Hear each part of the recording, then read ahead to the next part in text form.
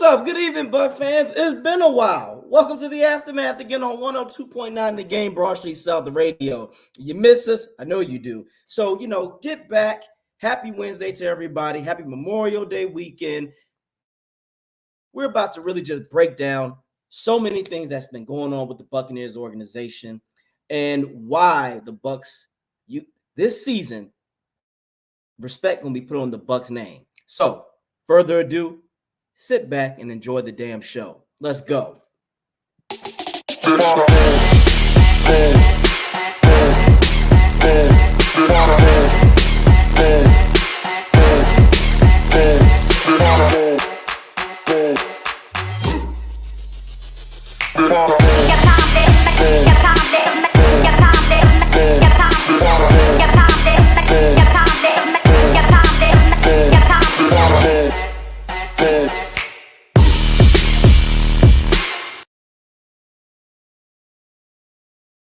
What's up again, everybody? Thank you and welcome to the Aftermath on 102.9 Game, Broad Street South radio. It's one of your hosts, AJ. Turn up in the house. We got Coach Slick, the aka the British guy. I get mine in. Here we go. That's right.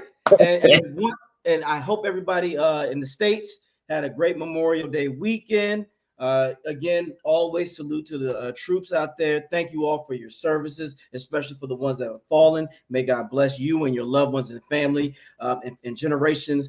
And just happy. And again, shout out here. We got Slick here. Want to give a special shout out to Coach Slick. Guys, this man is on a winning streak right now. We need to support him. Again, go check out my video. Give Coach Slick an opportunity. And his accolades speak for himself. But further ado, let's give a round of applause, guys, for Coach Slick right here. Third win of the season. We're 3-1, so it's probably our signature win. I'm not happy with it because I think we could have done better. A couple of things were exposed on us as a coverage. Defensively on the ground, we did a really good job, which is what we were struggling with. The pass coverage had been tight up until recently. And they only scored two touchdowns, but they're two touchdowns that should never have happened, in my opinion. And the defensive leaders of my defensive backs group completely feel the same way. So we're working on ways. We're finding a way. The word is find a fucking way. We're going to try and find a fucking way to lock down what we're having a problem with, because our scheme has a weakness, and we're aware of it. Yes, we want to try and kind of give us a second, like a counterpunch to it. So we noticed this team was attacking us a certain way. We adjusted decently, but not better. So we want to be able to have that back pocket adjustment ready to go at a moment's notice. Because better teams, this was a poor team. Better teams will do better. We'll take that weakness and attack it a bit harder. So plenty to work on, plenty to enjoy. I just did 2 hours of it was a 2-hour film session with my guys. So they did the run, and the guy broke down the run game was pretty much done in 13 minutes. I took an hour and 45 to go through everything I wanted because I wanted to be that detail orientated. So, it is what it is. It's a great win. First win at home, which is nice. And obviously 3 on the bounce. We go up against another team in 2 weeks' time. And then we got this team called the Staffordshire Surge, who are probably the team that we got to beat. They're the team that beat us.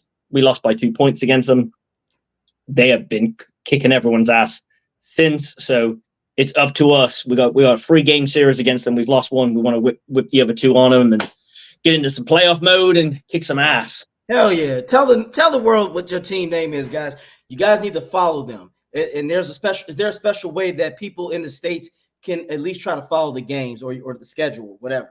I mean, ours haven't been. We were streaming last year. I think we're not planning on streaming anything because it costs money, and the stream quality that we got out of it was poor because we weren't able to get the power cables over for the HD cameras and stuff like that. We're just not set and built for it yet. But it's something that we're working on. We had a huge trailer. We had a videographer come down to the game last week, so there's a trailer of the junior team. We played a back-to-back game where our junior team, which is basically this, I suppose you could call it akin to high school football level. It's the under-19s, and they played.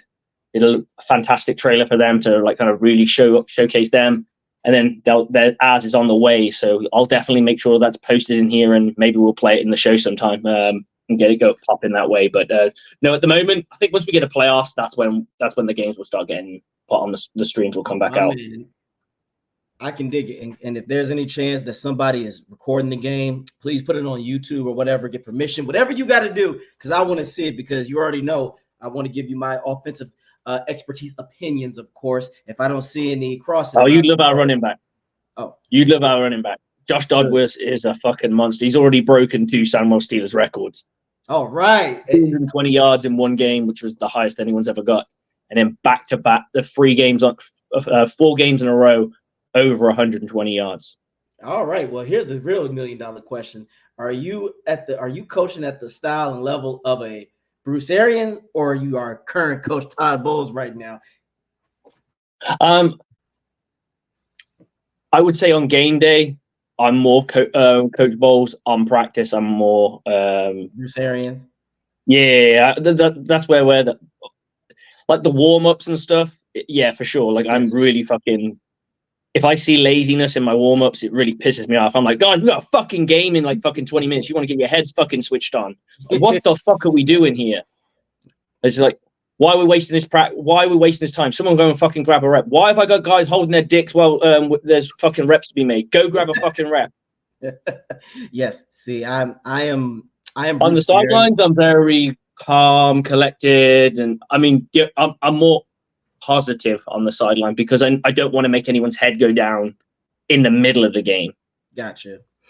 That's just my vibe. I mean, everyone has their way of doing it, right? So, oh yeah, no, I am Arian spliced with Gruden. I can already tell you that. You see how I can be. Are you out of your skull? What the fuck you doing? Wait a minute. Why are we in cushion coverage? I better see you in his face. Y'all better be damn near looking like y'all about to square up. But that's just me, guys. But further ado, hey, guys, we just had to get that out there because, again, Coach Slick is doing a hell of a job out there. Continue, do your thing. And now, Bucs fans, I know you've been like, damn, the aftermath, baby. Like, where the hell's the aftermath? Guys, we have been sitting back trying to collect good material. We want to always give you the good shit, and not because it's the fastest. We want to give you the most detailed information because that's what Slick and I are about. We are about the facts, and we want to break shit down. We're not going to give you that half sauteed bullshit limelight stuff that the media said, because we got a lot of gripes right now. But before we even get to that, again, think about this. They talk for money. We talk for passion. Understand the difference. They got bills to pay, so they're gonna say the dumbest shit known to man because they know people like me and Slick are gonna watch. They know me, I'm gonna react first, but you know they don't have the balls to be like, all right, let's get AJ Turner up on line because I'll roast them, especially Stephen A. Smith and them when they be saying that bullshit. I really, you know who I really want to talk to? Shannon and Ocho, because love them both, but Ocho sometimes say certain shit where I just want to go, Ocho, you the man, but you're not a Hall of Fame. What you said recently that's ticked you off? He says off the wall shit sometimes, but it's just the way that he comes off. I think Ocho really thinks he's a Hall of Famer, and it's like you could have been if you would have just stayed Chad Johnson, but that's a whole nother conversation for another time. Yeah, absolutely. I mean, I agree. I think a lot of the time he still thinks he can play now, right? Yeah, and he probably could if he got his head together. I'm never gonna knock that. Do you think he could be a starter on anyone's offense realistically? No, not at all. Not his age, and I don't think he's that. He's too much of a character to be one of those people who's just going to sit on the sideline. It's like when Terrell Owens comes out and says, "I can play." I believe you could put him in. You could make a Terrell Owens package, but is he going to be content with Terrell Owens package? Because when you've been the guy, you want to go straight back and be the guy again. You're not going to just sit there and go, "I'll be the package dude." Not necessarily. If he's on a Super Bowl caliber team, he'll be the guy. That's the thing. Guys like that, they know if they're on a Super Bowl team, okay, I just need to do my part and shut the hell up. But as you said, Ocho, I don't think so. I agree with you. And Ocho never, to me, had the type of level of physicality that's going to get him. T.O. could do that because, like you said, he's in shape. I think the way Ocho probably Chad Johnson probably trains now is the way that I train. And that's no knock to him, but he's not in the he's staying to stay physically fit, yeah, rather than be game day fit. If the guy's smoking cigars, you're smoking cigars and eating fucking McDonald's every day.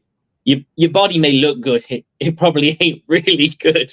Exactly, and that's what that's a whole other chapter. But we're gonna talk about this, guys. We're going to bring this up. One of the first things of business.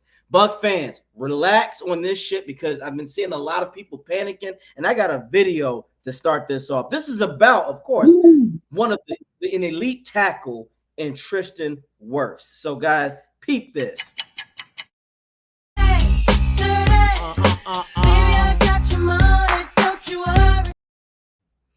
He got your money. Look, that's exactly what Jason Light is telling y'all right now, and he's saying that to Tristan Wirfs. Baby, I got your money. Don't you worry. Look, when that contract come out, he gonna be like this. I say, hey, Wirfs, we got your money, guys. Because when Wirfs missed OTAs because he's not trying to get hurt, I'm like, that's a smart business decision. First of all, it is not required. It's not mandatory. It's voluntary. It's voluntary. But this man is making a business decision. Don't you want to invest? You want this man to go into the season knowing everything is taken care of. We're going to do this. And guys, this is Jason fucking Light.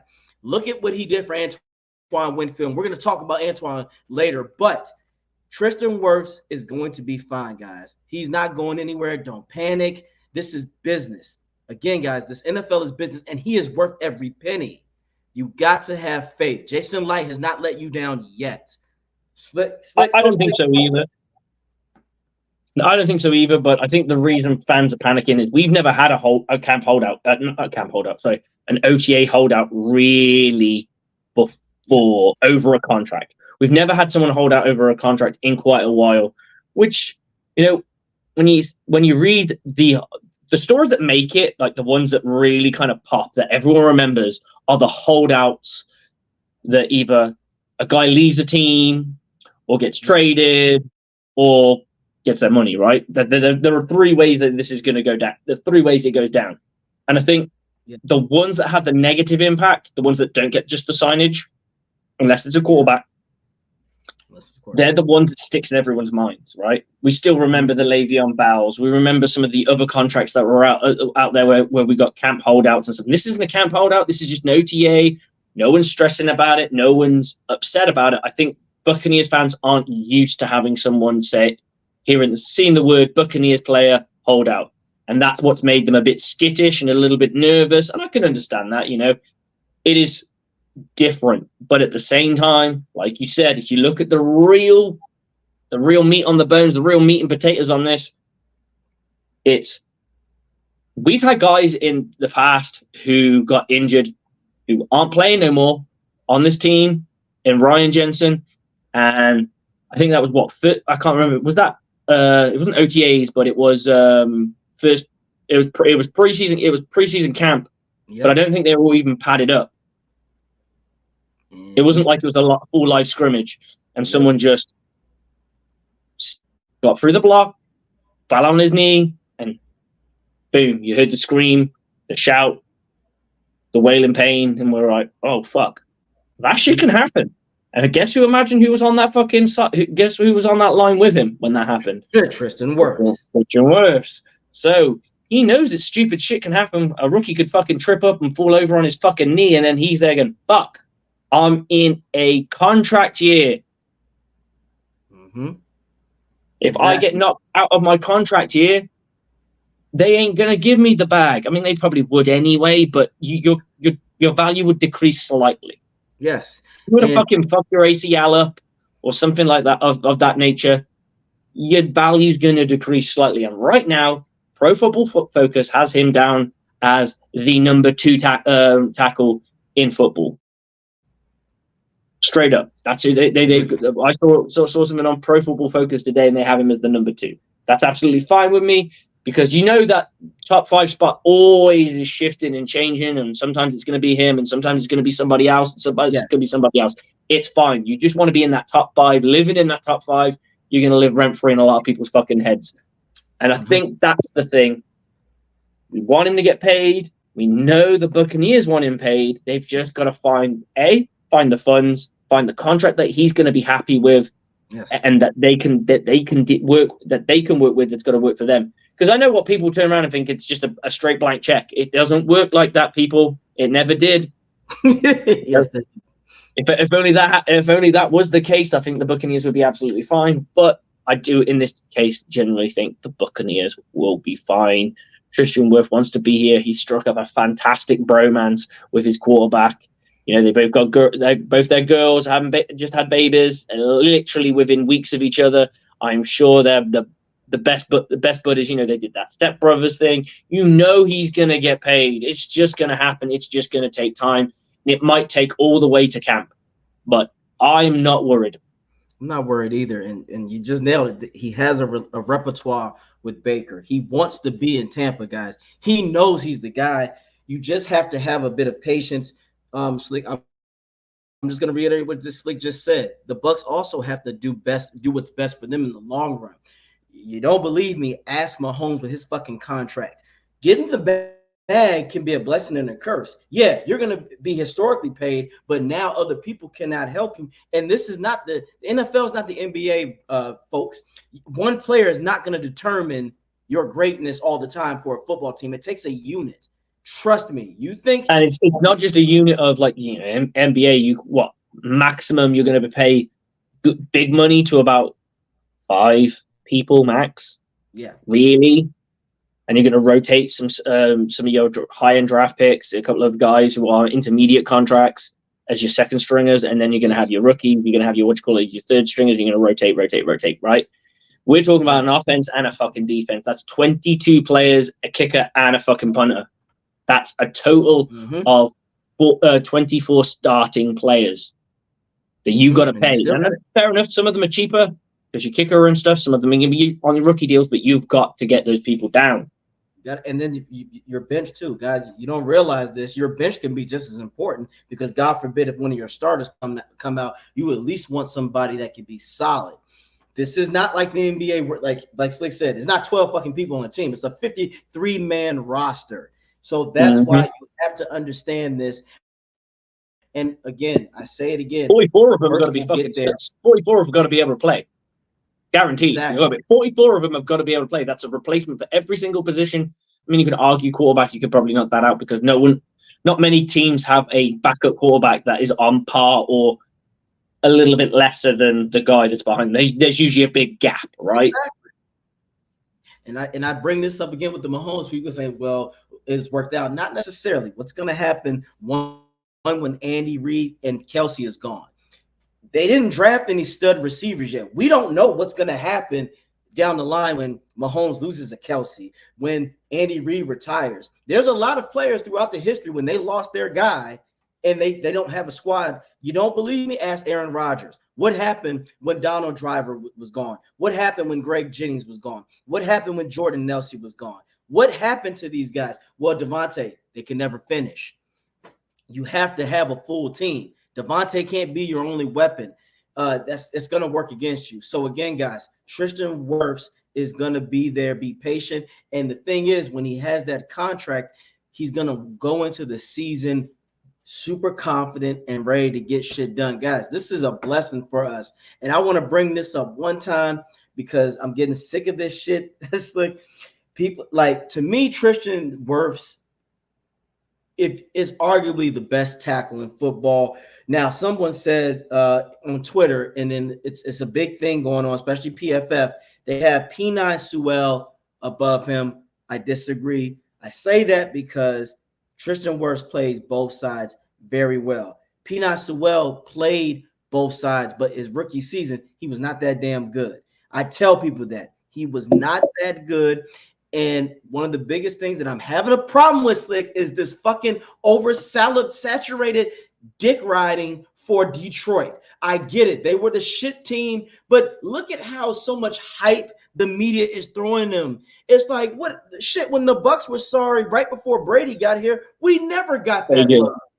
AJ, I'll ask you a question. I think you're going to go the other way to what I think, but it'll prove my point if you do or don't.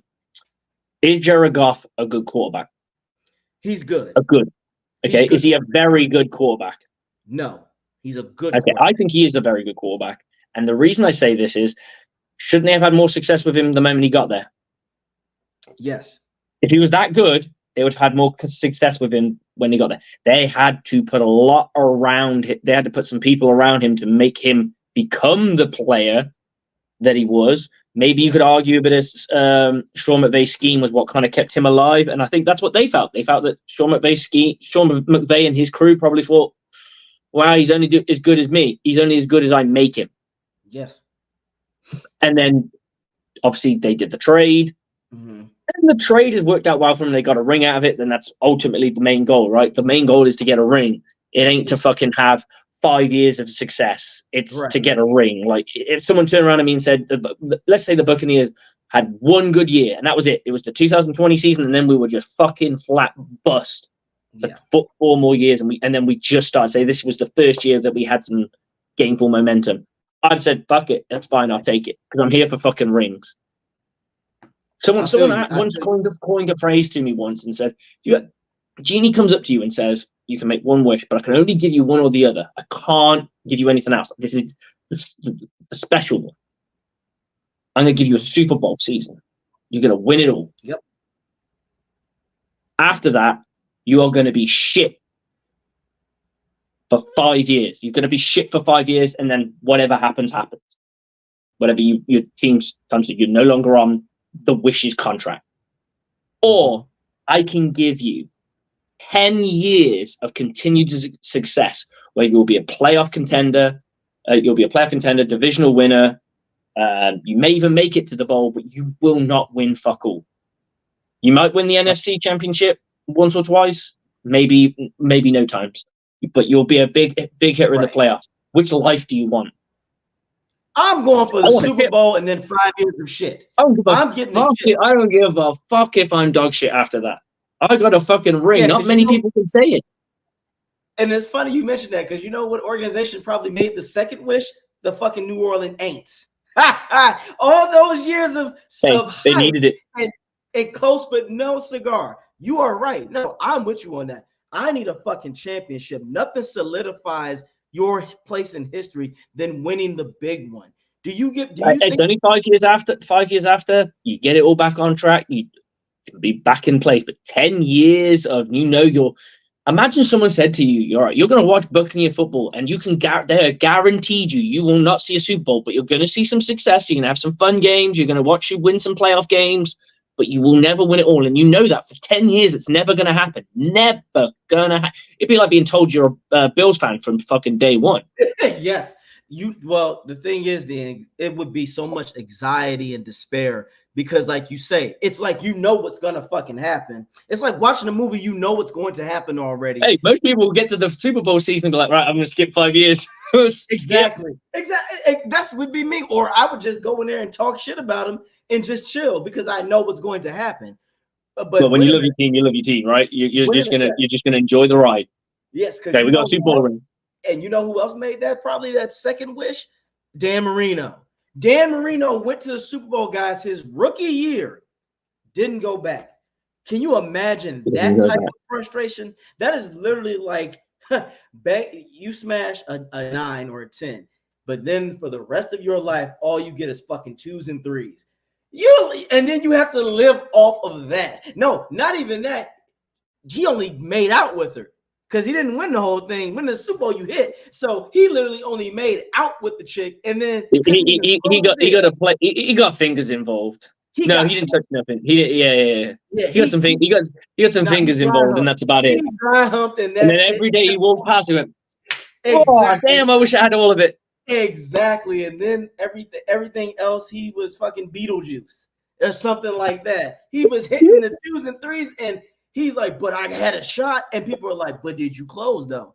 That I agree. That is a great analogy, because that is what a lot of football fans go through. Yes. I don't give a shit to me. Okay, well, we went to 7-8 straight playoffs. Look at after Aaron Rodgers won his Super Bowl. Exactly. Imagine you become a Green Bay Packers fan. You just won the Super Bowl, say the year after you don't win it, obviously. And they go 10 years. No Super Bowl, but it's continued success, or another Super Bowl. They might go, well, we've already won one, so I'd rather just have the success. You always want the chip, because the chip lasts forever. The chip is the banner. The chip is every fucking thing. Chip is every fucking thing, and that's crazy, because the Packers haven't been back to a Super Bowl since 2011. So they are literally in a 13-year despair. I mean, it's one of those, not despair, but it's like a fuck. You're almost there, but you're never that gonna team. It's crazy because that team was so good, right? Yeah, That's what it is. It's like it had the opportunity. It was continued success for so damn long, and you didn't get the job done. There's a team like the Steelers who's done it twice in that time, I believe. Yes, they have, and they exactly. So now you're stuck. It's like a limbo. It's like a repeating cycle over and over. I think that's why they ultimately moved on from Aaron Rodgers, because they knew they couldn't get it done. I think the issue is, they had him. They felt that they had the guy to get them the Super Bowl. I'm not saying he's not, but they never surrounded him with the talent, and he didn't exactly help himself by going, "Well, I only want big fucking money." Exactly. Well, it doesn't help when you're that's the issue, isn't it? You turn around and go, "You want get tons of money." Just put it all in signing bonus for me, boss. Just put it all in a signing bonus. I'll just take all the. I'll signing bonus. Put it in a signing bonus. You get that money up front. Don't matter. Right, and that's the thing. But whatever. That's what happens, guys. But again, I just think Wirfs is better than see now. I think he's good. Don't get it twisted. But I do want to ask, if Sewell was not on the fucking Detroit Lions, would anybody care as much? Oh, the Detroit is this Detroit. Okay, Detroit had one fucking good season. Coach Slick has said this, guys. Go back. We have seen these before. We have seen one hit teams, and then they made the playoffs the year before that, fizzled out, and then this year they had a bit of a run, right? And we weren't far off from knocking them off. Listen, look, it's not like they were crushing our ass or anything. I'll put this out fucking there. If Jamel Dean was still in the game, it could have gone either way. If Jamel Dean was in the game, we win. And also, if I say this, and this is my complete confidence in Baker. If Baker attempts to go to Evans or Godwin and not Otten, Baker goes down the field and drives and ties the fucking game. Here's why I say that. Detroit, as we just said, Detroit was not confident. They thanked Almighty God that he chose Otten. Detroit was not ready for that. And I say that because if you go back to the last drive, the way Evans and Baker was on a move, Detroit was damn near, there was on their last legs. It was our mistake that cost the game, not their impressive defense. And like you said, that injury, they just took advantage of the weak link on our team, who is McCollum. What's the first thing you're thinking if you're a fucking quarterback? New fucking DBs in. Okay, let's test this bitch. Let's test him. And then, when I saw that McCollum tried to run around one of our players, I said, fuck. And I was like, oh no, I knew we was going to get scored on. That's probably our starting corner now, dude. Yeah, but I say this. I'm hoping there's a jump because I'm not sold. A lot of people tell me, that you've got to trust. I'm like, I do trust, but from what I've seen, I've not been impressed. No, I think just he needs some more time. He needs time, and we're gonna get to that because again, we got a lot of Buck fans. If you are interested, hop on in because we're gonna have a lot of shit to talk about. So we got 42 viewers. So if any of you want to hit the comment section, hit us hard. If you agree with what we're saying, disagree with what we're saying, get it in there. Let us get your opinion too. And if you want to come on and have a chat with us, more than happy to bring you on screen and have a little chat with us and get this bitch popping. But I'll tell you what, one thing I wouldn't mind talking about. I saw a couple of articles, and I hate these articles because these are the ones where you can tell that they have a vested interest in another team. When they'll go, all the Buccaneers need to trade Chris Godwin. Okay. And I've always said, if you want to make someone look a fool, follow them on their journey and then point out where they go wrong. So you want the Tampa Bay Buccaneers, who are right now, which apparently we're still rebuilding. I don't know what we're supposed to be rebuilding because most things are fundamentally sound within this team. The safety problem's been solved. Corner problem, I'm a little bit worried about the corner, but I'm not overly concerned. I don't think we lost anything with our linebacker leaving, and Shaq was on a decline. He said he wants to show us otherwise. Brilliant, good for you. Go and do that shit on the Miami Dolphins. We needed to see you do that last year, not what you potentially could do. Right. But for the money that he was paid, it's what it's got to be. Mm-hmm. But this notion that the Buccaneers should trade Chris Godwin to the New England Patriots. This was about a month ago. The New England Patriots and they didn't even give draft compensation or anything like that. Just, we should trade him there, only because they believe that they've got a good squad and they just wanted to strengthen the New England squad. And sometimes that's what happens. Sometimes a news person goes, "Oh, my favorite team could do with a really good player, and they've got a really good player, and they're rebuilding." No, we're fucking division champions. Exactly. We're fucking division champions. Your fucking squad that you're trying to strengthen is a dog shit team. Straight up, if that's what it is. I could understand you turning around and say, "Oh, I should trade to the Buffalo Bills." Maybe there's an argument there. He's good. But my point being is, at least he'd be going somewhere where he would still get a lot of reps and still be on a team that's competing. I don't see this fucking New England team competing nowhere. They're not going to go anywhere, and that's the thing. But I don't understand. It's just like, this team hasn't had a new coach in a fucking almost 20 fucking years. We have no idea. This organization is going to be run completely different. Completely different. You have no idea if it's going to work or not. Right, and that's the thing. You have to give them a chance. I think Patriot fans are desperate because they think just because a new day is in, a new day still means you have to get adjusted. That is the problem. He's not going to – it's not guaranteed he's just going to come in here. First of all, Patriots still have no offensive firepower whatsoever. Defense – that's why they were looking at our fucking receiver, right? And my thing is, okay, what were the Patriots going to be willing to give up? Because I guarantee you the Bucs would have been like nothing less than a second-round pick. Nothing less. Anything else, go fuck yourselves. Goodbye. We won't even answer the call. If you can afford the player to be on your squad, then you've got no reason to get rid of them.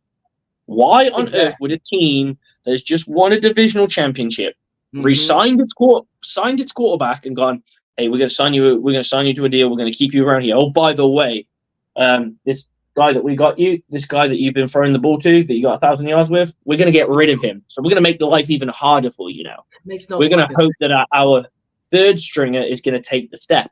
And when you have too many players on your squad having to make that jump to become the starter, some of them aren't going to pan out because that's just what happens. Now, hopefully, Zion McCullum pans out. That's a guy who's been thrust into a potential starting spot. And I'm telling you, if you trade Chris Godwin, that is exactly what's going to happen. You're going to thrust somebody like a Trey Palmer into being the starter. He might not be ready for that shit. And then you end up fucking your own season just for draft compensation. And a draft compensation that you might not even, it's not guaranteed. Guys, the Bucs, Slick just said it, the Bucs are in the thick of everything. The Bucs are they got a chance to win 4 in a row. Yeah. Why on earth would you just curb that and go, "Oh no, we're rebuilding, so let's just get rid of players and have a fire"? I hate it when people have, "Oh, well, the Buccaneers need to have a fire sale to get rid of talent." Why? We've just won a division. We won 4 division championships back to back, and you're telling us that we need to fucking have a fire sale for what? For what? Exactly, for what? And mind you, we did this again starting from scratch. So what do you think is going to happen again now? That's why with McCullum, I'm concerned, but not as much, because I do believe Bowles, especially with the draft picks that he got this year on defense, the scheme is going to be a lot better because he has the personnel that can help back up McCullum if he fucks up. And I'm glad we brung that up because speaking of defenses, guys, the Buccaneers just made history again because your safety, the best safety last season, Antoine Winfield fucking Jr. got the bag, guys. I got to give you this little video for him. This is what he did. My man ran off with the bag. One more time. Antoine Winfield ran away to the bank. $84 million, $45 million guaranteed. And the way that the contract is broken down is brilliant because it's not going to severely hurt the salary cap, which is why we said, Buck fans, about Tristan Wirfs. Trust me, Light is making a way. He's making a way. And the thing is that I love about Antoine is that he set a new record to help DBs in the future to get a bag. Mm-hmm. That is so I don't think safeties are paid that well. Yeah, that is something. But again, Antoine Winfield deserved it. He was not arguably, in my opinion, unanimously the best fucking safety in the league last year. Balled out. Absolutely. That dude, if he was not on the Bucs many picks, roster, how many fucking forced fumbles did he knock out at the goal line? Like they're about to score and it's pop. That shouldn't happen. That should be a score. 100%. You can't be you cannot have nobody around you 1 second, and then the next second the ball's being punched out just before you don't even get it. We're talking millimeters. Mm-hmm. And that's the rest for fucking seeing that shit as well. That's fucking effort. It's effort. And I tell you what it says. It says, and I'll say, if you're a young kid and you watch a bit of Antoine Winfield, go watch those plays, because that is the epitome of hustle and never give up. Because a lot of guys see a guy running into the score, running 10 yards in, and they start to slow down. He scored. Live another day, yeah, because they're conserving energy. A lot of people would. He was like, no, I'm going all in, and I'm going to see what I can get to pop out. And he hit the jackpot 2 times, and I honestly, off the top of my head, can't. And I generally watch more Bucs games than anything else. Can't remember when I've seen that happen that many times in a single season. I don't think I've seen it that often. I don't see that. The same person do it twice. He does it, and not only that, he did it with 2 different positions. It's not just quarterbacks he go after. The Panthers game, he did that to a receiver. Again, guys, if Antoine Winfield is not on this Bucs defense last year, the Bucs don't get into the playoffs. He won that Panthers game for us, the last game, and also he could have helped us. He helped us win against the Falcons in Atlanta. Guys forget that he is the reason why we got a safety and we had that extra point lead and we weren't always behind necessarily. Antoine Winfield is the epitome of what you call an all-purpose player. He can blitz, he definitely can tackle, and he can pick you off. That's one thing that he has been good, and he has been ascending each time. That's what makes me great. I knew that we had a stud on us when that man did his highlight of the year of his era so far is when he stripped Jared Cook in the playoff against the Saints. That catapulted him. The game. That was the start of the death of the New Orleans Saints. He was judge, jury, and executioner. Jared Cook was streaking down the field. He went pop, ball pops out. I'm like, oh my God. And again, effort, because some players wouldn't know how to do that. Some players would have just tried to make the tackle and, like you said, live to fight another day. No, Antoine said, fuck that. I'm a smart guy. He's not paying attention. I'm going to knock that shit out of his hand. And as you just said, that was the death of New Orleans, and that brings joy to my soul in my Netherlands regions, because I was sitting there like, yes. After that, I knew the Bucs were going to win. I knew we were going to win. And then when he got an interception in the Super Bowl and he did this shit to Tyree, he got 2 iconic moments in Bucs history already. And that was his rookie season. He has never let us down. With every penny. With every fucking penny. I know he's going to be nothing. He's the kind of player where you're proud to give him that money because you don't hear anything about him off season. He's got a good head on his shoulders, and he wants to be better. I think having a dad as a pro and a pro in the sense that his dad was a level-headed pro himself, so he's had that example set in front of him. That's right. So he's also got that advice in the ear of how to be, how to act, how to go. I believe played for Minnesota, didn't he? Yeah, his father was a corner, and his father was good too. But I do think Antoine was about to surpass him. His father was a solid corner. But again, like you said, he'd be like, I'd say he'd be like, maybe that's a bit harsh. I'm trying to put the best way, like the Colton Davis of his era. Yeah. So just a very good corner. Yeah, exactly. He got a couple of Pro Bowls, maybe an All Pro, something like that. Yeah, he's gotten Pro Bowls. Again, solid guy. I remember when he played. Like I said, I remember because we used to play the Vikings a lot because we were NFC Central. So I know all about the Vikings, the Bears, the Packers, Detroit.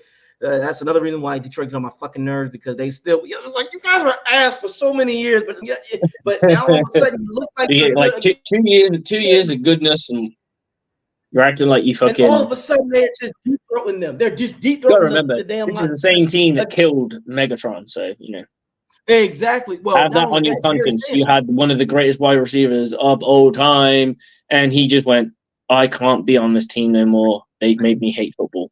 They made me and Straight up, that's what they did. Barry Sanders, you They said, made two generational talents quit the in two game. of the biggest skill positions on offense. Exactly. Let that One of the shit. greatest running backs to play the game and one of the greatest wide receivers to play the game played in one franchise, and that franchise has no balls to fucking speak of. Yeah, and them players said, Doesn't, "Fuck." doesn't that make you sad for those players? Right, and it's like, guys, I could really go in on you, but again, if I do that, then I have to go in on the city, and I want to keep it clean. But you guys, you don't look. I tell you this, Slick. If they fall under 11 games, don't fucking only win 11 or less games, because I'm talking shit. Again, the league is all about adjusting. You don't think Bowles is clicking and typing, especially we play these motherfuckers week 2? You don't think that he's gonna go, oh yeah, they like to do this. So how about we do that? And we got players that are gonna be improved. Y'all forgot Kancey sacked your quarterback as a rookie. You don't think Kancey, if they stay healthy, is not gonna be able to know your habits? And I said, Jared Goff can be a good quarterback, but you had to surround him with every fucking body. Let's see if Amon St. Brown is gonna be worth that dough. Let's see. Trust me. Guys, adjustments is what it's all about. I guarantee you, Bo's is like, oh, okay. Amon St. Brown don't. Let's see what he's like when you're always jamming him on the line, and then if you don't jam him, have the guy bump him and put a linebacker to knock him off his route. Let's see what happens. We'll see. But again, and another thing with Antoine Winfield that has helped solidify the fucking Bucs, we got our man Whitehead back. White, I'm telling you this right now, Slick. I know this is a very bold statement, but if shit goes the way that I expect, and knowing Bowles, because I'm getting my confidence in him, we might see Chancellor Earl Thomas 2.0. I said it. I fucking said that. You heard it here. I said that. Why? Because if you throw up in the middle or you try to do a crossing route with Whitehead, you're gonna get clapped. You don't believe me? Go back to the NFC Championship game where the receiver caught a crossing route pass and Whitehead fucked him up. And we already know Antoine Winfield can lay the wood to you. No diddy. But he can hit you. And he's good at covering. And now he's playing with an experienced right. And guy. Whitehead doesn't have to look after a rookie or a year 2 guy. He's going to a guy who's got the bag and is considered to be one of the best safeties in all of football, which means both of them can do their thing. Exactly. And another thing, too, I just love that we have a great fucking GM. He's an honest man. Like, side note, guys, me and Slick, we're going to be down in the Bucs Atlanta game. So we're going to be linking up. I cannot fucking wait. But when we get that's down why I'm looking at Giovanni's message, because he's put, I'm going to be at the Monday Night Football, going to Monday Night Football on the 26th of October. And I'm like, aren't we going to the Bucs game on the 27th? Yeah, do you mean the 22nd, Giovanni? Because if that's the case, we'll all link up. We will all link up. I won't get. That's literally that. The 26th is when I fly in. So that's why I was looking at it like, huh? That's not Monday. That's a Saturday. We play the Falcons October 27th, 1 p.m. and we're gonna be hanging out way before this, but I'm gonna try this. I'm gonna be not trolling, but I'm gonna be blowing up Jason Light's Twitter, and I'm gonna be like, look, we need to drink cigars with us. Drink cigars on us. You know what I'm saying? Because one thing I like is that he admitted I made a mistake by letting Whitehead go. How many GMs would have the balls to say I fucked up? Like all part of my big plan. La la la la la. Right. Yeah. No, he said we all make mistakes. I'll tell you what. When you make a mistake and you own it, and you make recompense on that, that's a big man. I remember once I was at school once, and this, we had a guest teacher, and I think he was a preacher or something. I can't remember. I was very, very young, and he says, a bigger man will admit his mistake and do right by it. A weak man will admit that he did nothing wrong and will live by the mistake, but will never admit it and will always point the finger at someone. And that is a weak man. The strong man will turn around and go, "I fucked up." He didn't say those exact words, bless him, because it was, we were like 7 years old at the time. But he was like, "I made a mistake. I'm owning it. I'm fixing it. This is it." And I think that's what we did. The Buccaneers tried to go cheaper, and it didn't work. Yeah, that's all I can say to that. And I think Edwards is a good safety. The issue is he is a one-trick pony. He is that interception dude. He can't do the big hits. He can't do the other stuff. And I think if you look at what you want from your safeties, the two that we currently have as our start, let's face it, our starting two guys, they complement each other so well. One's a little bit more physical than the other, and the other one's a little bit more technical than the other. Well, one's quite technical and physical. The other one's more physical than technical, but still quite a technical player. Whereas you've had someone like Edwards, he was just pure technical. There was no physicality to his game. As a safety, if you were to put him in safety, if someone graded safety physicals, I'd say he's about 30th. Straight up bang average. And there's nothing wrong with that. I'm just saying now we got two guys who can lay the motherfucking wood and go pick off your ball and put it in your face. And if you don't believe me, guys, y'all forget Whitehead had 4 interceptions last season in one fucking game with the Jets. A lot of people forget that, and they go, "Oh, it's one game." Hey, look, he made a name for himself that night. Motherfuckers was like, "Hey, this dude Whitehead, he got me fantasy points." And another thing too, like you said, their chemistry. Can you imagine Whitehead? And they already had that chemistry there, so they're gonna be like, wow. And the simple fact that Light is, and I know Light probably wanted to throw this. Both know the scheme inside and out. And I know he probably wanted to say, "Yeah, I should have never picked up 23 because 23 was some Shiite, and he was always Shiite." Boy, I don't ever want to look. He made me so mad. I don't ever want to see a safety from here on out of the Bucs be 23. That's how disgusting 23 was to me. I can't even say his fucking name because he's not worth mentioning. Everybody knows, Buc fans, guys, 23. Blech. Even in the playoffs, when he let the tight end on the Lions make that run and he chooses the worst angle, I'm like, you go where the motherfucker's going, not where he was at. 20, yeah, you can't go cheap, and this is why I think that he was the product of a very good season that he had with, I think it was the Titans. I'm not entirely sure. Seahawks. Yes, that's right.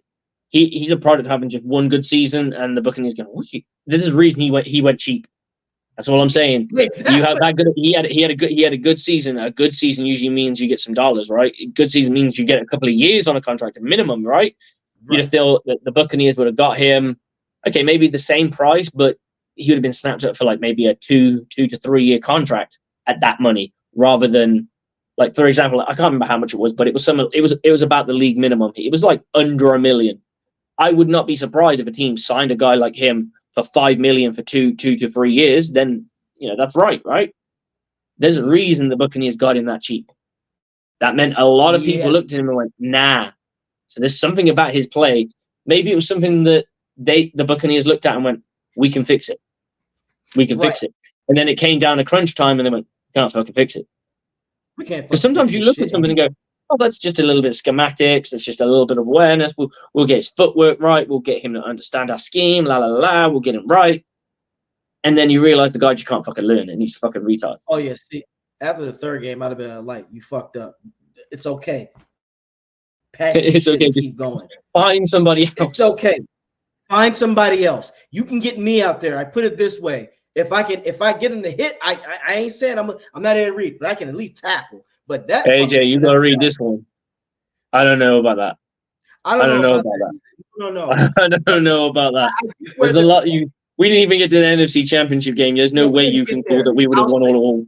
K-pop lover, thank you for that. I'll say this. He sure as shit didn't help because the play that I just mentioned, Slick, with that hurt us tremendously because that put Detroit in like field goal range minimum. And at that point, the defense was gassed. But that was, 23 was, he cost us. Now, I'll say this, K-pop lover, he's cost us some games. Yeah. 2 games, actually. The game versus Atlanta at our home. Remember when Kyle Pitts got that big-ass pass off? That was on 23.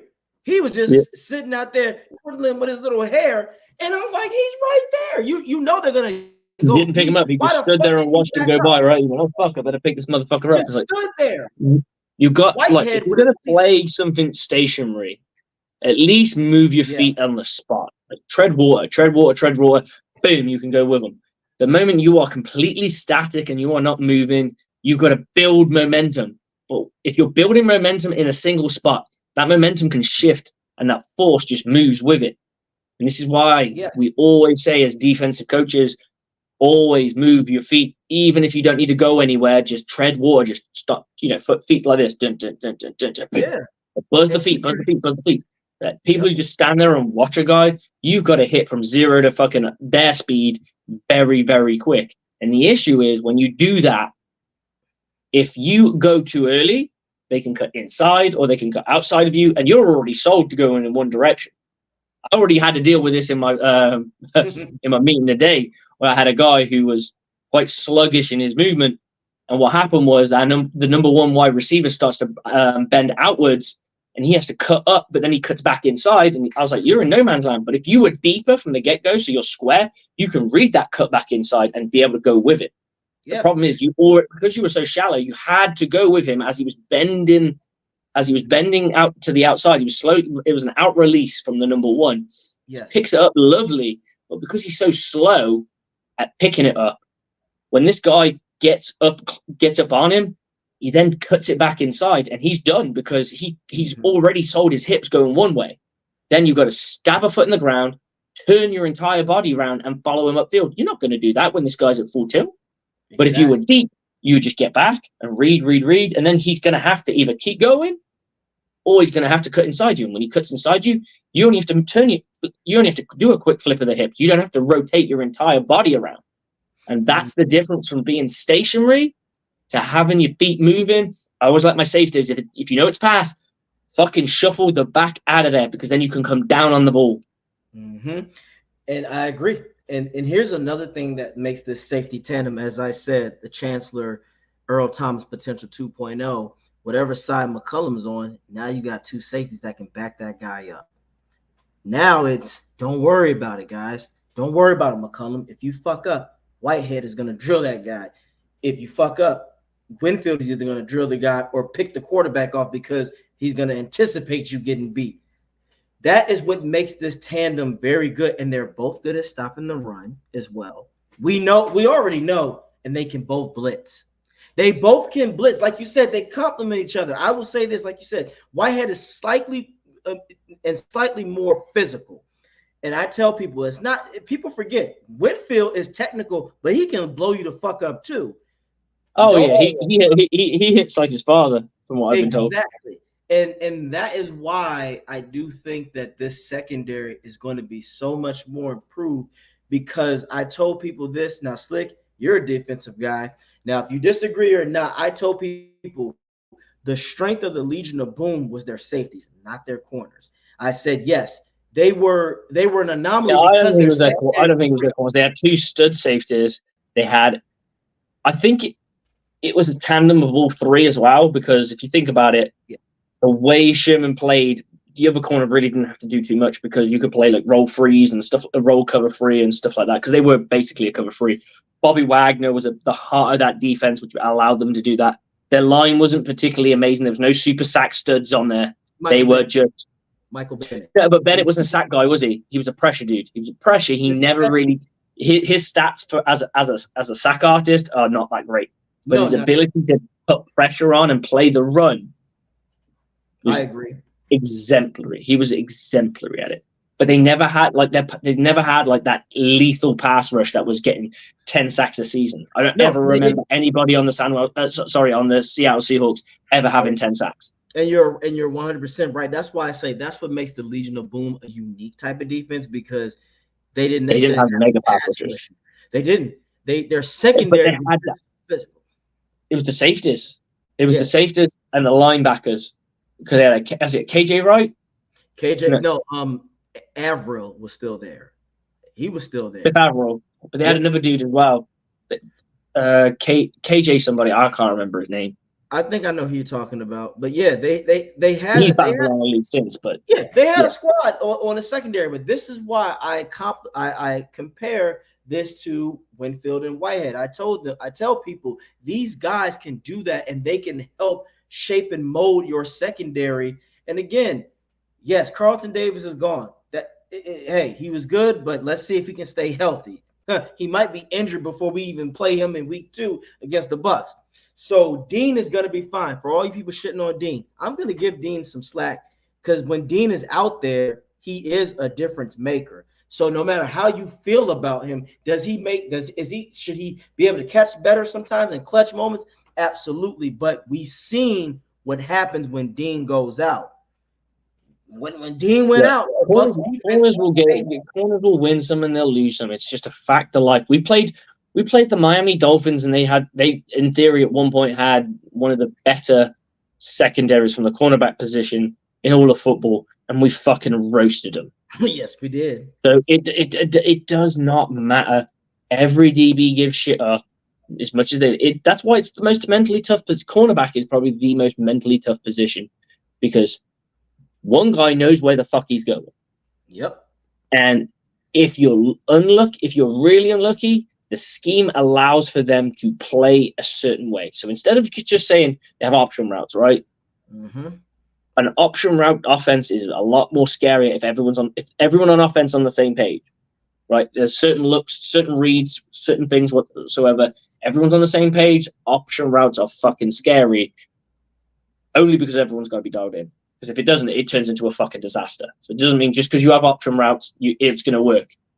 It means everyone's got to be dialed in on the option routes. The thing with an option route is you know where you're going to a degree. They have no clue. So you can go, right, if he's off, what I can do is I'll run a post, and instead of running deep. So you might have a deep release.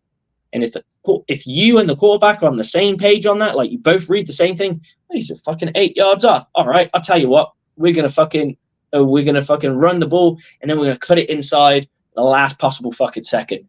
Boom, fucking winner chicken dinner.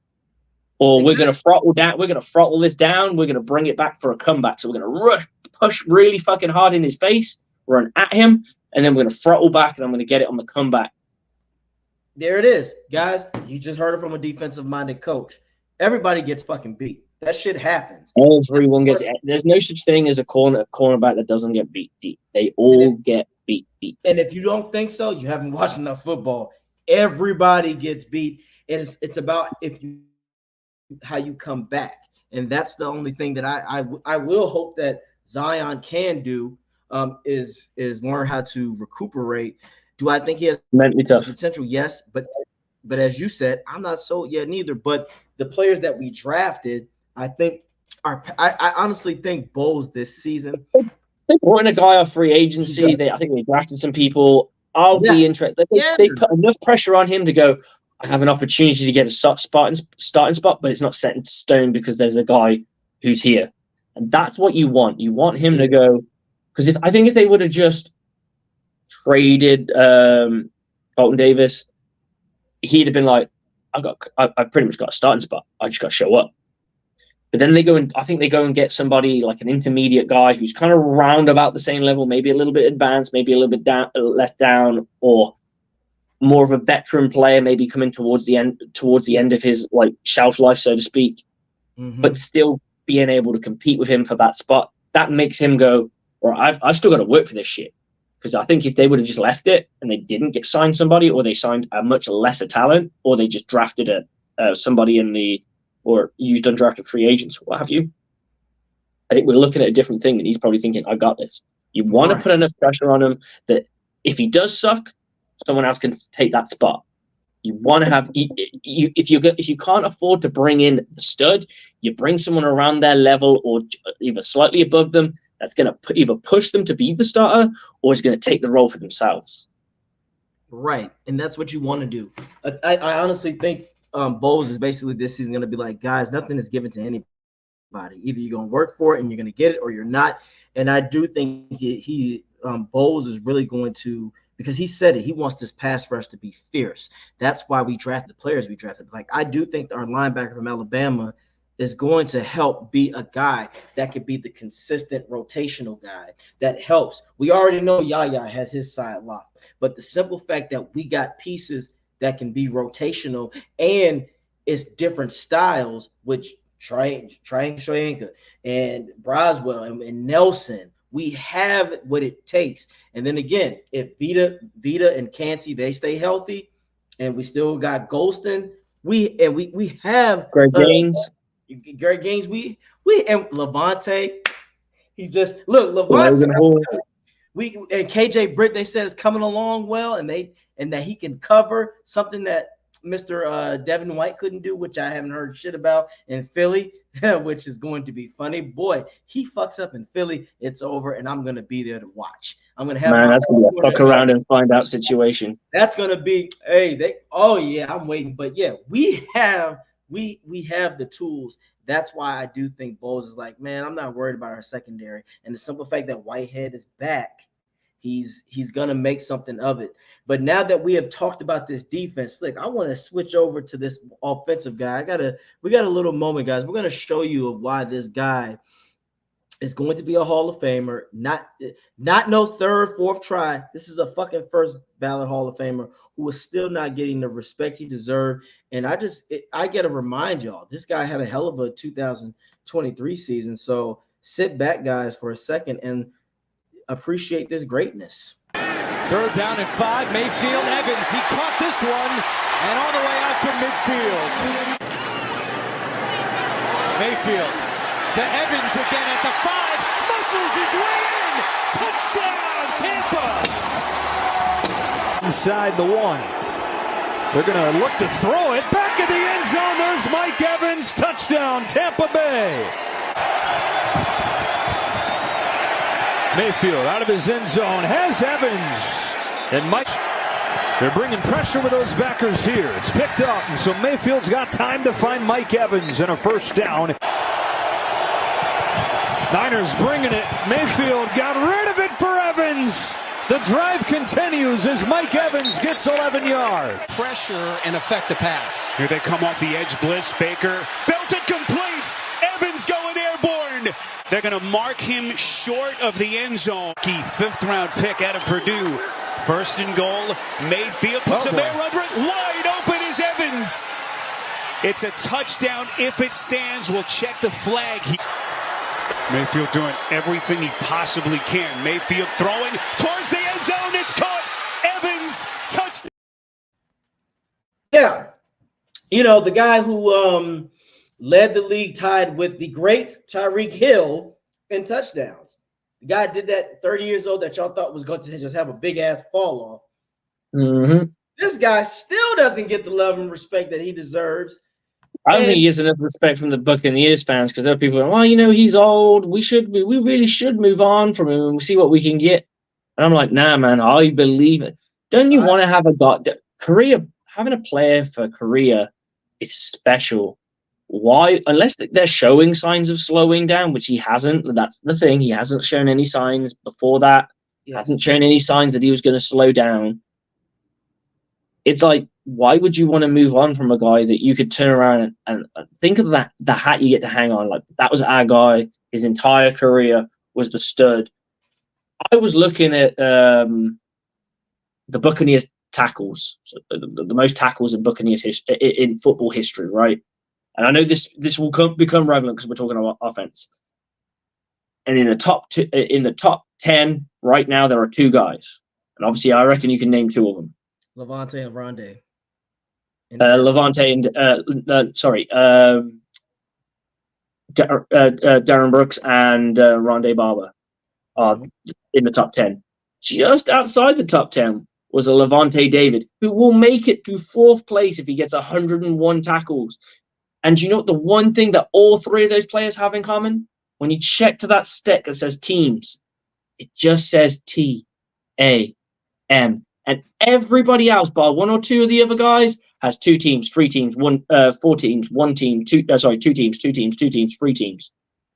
3 career Buccaneers, not just a guy who did a bit here and a little bit there. 3 career Buccaneers, guys. If Levante David gets 101 tackles, he will make it to top 4. That means the Buccaneers will have 3 guys in the top 3 that are career Bucs. And I'm telling you the same thing. There will not be that many people in the receiving world that have 1 team.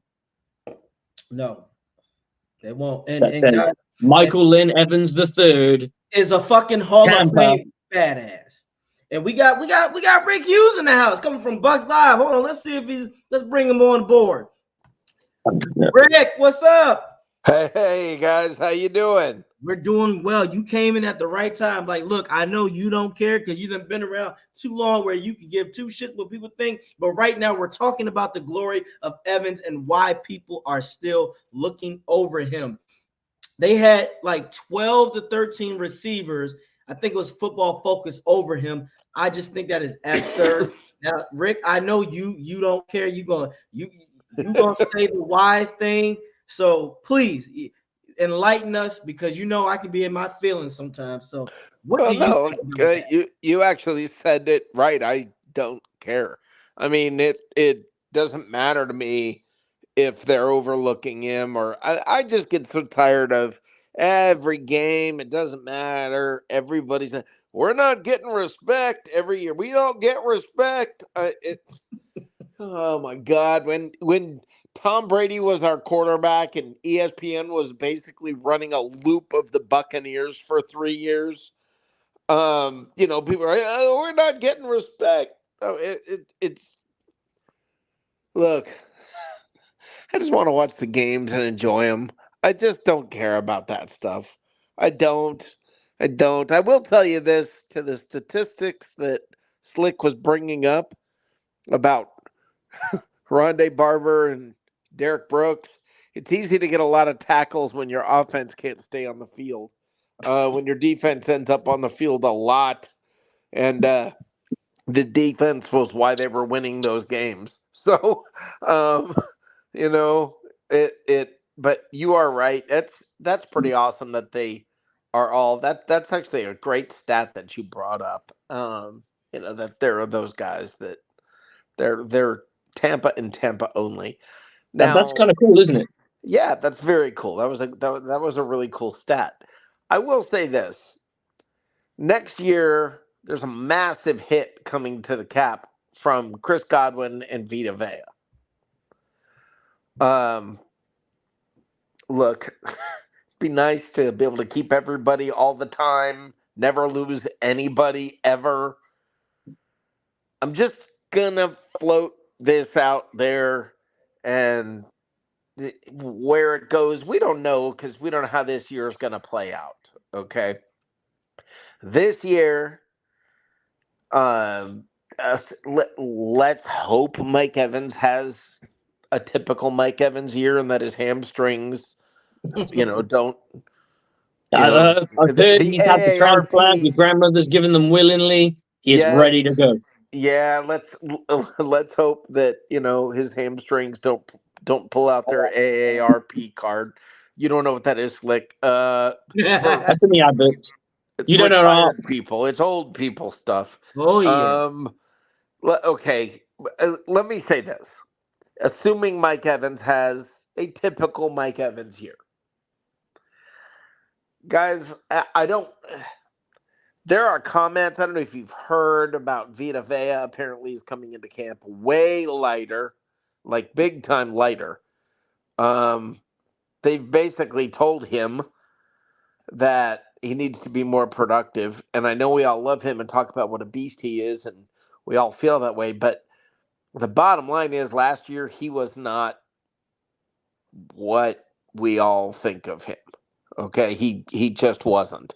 Please don't get me wrong. Now everybody's going to say I don't like Vita Vea. And I'm not saying that at all. I am saying last year, Vita Vea did not play up to the amazing standard that we tend to think of him. As fans, he did not. Okay. He needs to do it this year. He's been working out with Ndamukong Suh in the offseason. He's dropped a ton of weight. He wants to be quicker. We know he's strong. Hopefully that will, he'll have more of an impact. Chris Godwin, massive cap impact next year, just like Vita Vea. Chris Godwin, yeah, he broke 1,000 yards, but Chris Godwin was not the Chris Godwin we think of last year. Guys, I'm telling you, the key to this season comes down to those two guys. Vita, all right, and Chris Godwin and Vita Vea. Well, okay. I mean, it always comes down to the quarterback, so I'm not saying it doesn't come down to Baker. Of course it does. It always does. But you're saying that these guys will have a big influence on how this season will shape out. Yes, those two guys. And if either of those two guys does not have a standout year, not just a good year, not an okay year, a standout year, they may move on. They may be gone.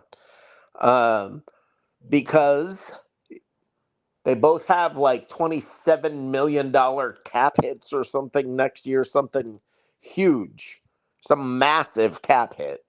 And if they don't play to that level, they're either going to have to do some serious renegotiating or they're not going to be around, because the way their contracts are structured, the Bucs can move on from them and only take an $11 million hit. I'm not trying to say I don't like them. I'm not trying to say I want them to go. I want them both to have amazing years, and we'll deal with it. When the time comes, we'll figure it out. Jason Light always does. So I'm not stressing over that, but I will say those two guys, a lot rides on that. I love that you said that, Rick, because we got James Matz in the house. Welcome back, James Matz. He's been on our show a fair few times, commenting. Nice to see something positive. Yes, good to see you, brother. And he's right. Godwin will show up. This is why he will show up, because he's going to go back to his natural position, playing in the slot, something that they didn't do until later on. I do think Vita's going to show up, but not because, and you might be on to something here, Rick. He's either going to have to be an extraordinary guy where he plays out of his mind, where he's getting double-digit sacks like a Chris Jones, or I think, you know what, and this is crazy, I think Kancey's ascension is going to help him. I agree. I was going to mention this as well. Yeah, I see Kancey, Rick, and Slick ascending to a level. What I saw his last 4 games of the season, and then what he was doing against Detroit in the playoffs, a lot of people don't realize it wasn't Vita that was making a lot of noise in the trenches. It was Kancey. There's a reason why Kancey was the guy who got the sack on Goff. I think Kancey this year, he's going to have more understanding of the game, and he's going to be so good that Vita, like you said, Rick, he has no choice but to be good. Let's say if Kancey just plays like he's solid, Vita, like you said, Slick, Rick, I agree. He'd have to ascend. Otherwise, later, Light will say, hey, I'm going to keep it a buck with you, Vita. We like you, but you ain't where we need you to be. So we either going to have to renegotiate this fucking contract, or, Green Bay might be looking for you, man. Well, yeah, we've got to understand, we've been paying a lot of people a lot of money, and eventually, you've got to look at it and not just be a homer. And I mean, look, I love Vita Vea. Who doesn't love Vita Vea? But it's a big cap hit, and Guys, think about Chris Godwin last year. I mean, he wasn't the. This is what I think is the weakest position on the Bucs team is wide receiver at this point, simply because you've got Mike Evans, who is Mike Evans, and you guys are talking about it. Mike Evans deserves any accolade he gets. Anything you can say, he deserves it. I mean, his football story is epic. Okay, coming from, I mean, think about the story itself. Starts with Johnny Manziel. Think of the quarterbacks that he's been through. Ends up gets to play with Brady. I mean, one team. What a great story. Mike Evans is just he's all that. Okay. Anybody, whenever there's a debate about Mike Evans, I don't even participate because it's just, I mean, at some point you can't argue with stupid. And if anybody says that he's not incredible, well, seriously, you can't argue with stupid. Whatever. Okay. Have a nice day. Thank you. I don't know. Rick, I love that. I'm gonna start trying to talk to myself like that when I see shit like that on Twitter. Thank you.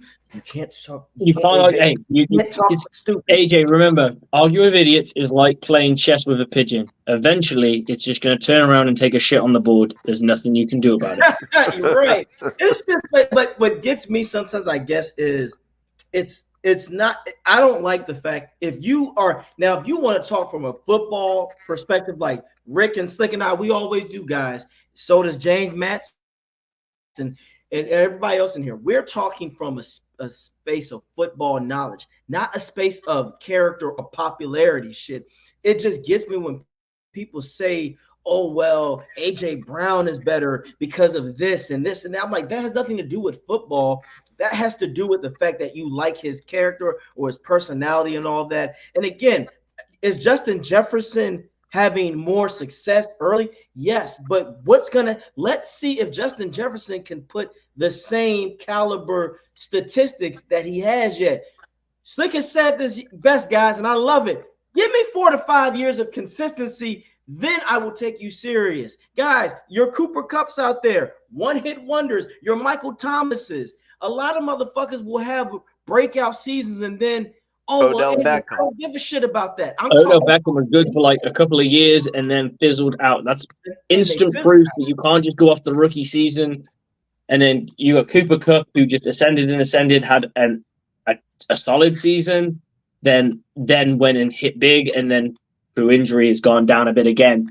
And look, no one's saying these guys aren't great, but there takes a level of greatness to achieve just the fucking standard of what Mike Evans does year in, year out. And that's why it's not impressive. It's not, if you were to take each individual year and look at them and go, well, that wasn't really an impressive year. No. A single individual season, you could probably find another wide receiver that did better than him. But the collection, this is a collection of greatness. That's the difference. The difference is the collection of greatness. And the collection of greatness that Mike Evans has is just consistency. And there's not one wide receiver in all of football that can say that. Devontae Adams took like 3 years to get off the roof. Yeah, he's been catching up and he's very good. Had a Hall of Fame wide. He'll have a first ballot Hall of Fame quarterback for 90% of his career. Yeah. Exactly. Mike Evans. The only person I would put into the conversation that's in with Mike Evans is D-Hop, because D-Hop had some trash too. He did. He had some trash too. So I'll give him his due.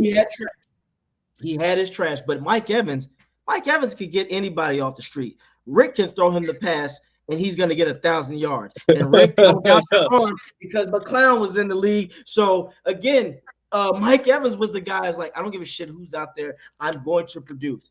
As you just said, a lot of people forget, even when the great Brady came along, the first season, it took Evans until the last game of the season to break 1,000. But what was Evans like when the playoffs came? Because a lot of people said, what can Evans do when the playoffs come? That was something slick. A lot of people in the Tampa community said, well, AJ, Or against the New Orleans Saints. And look at what he did.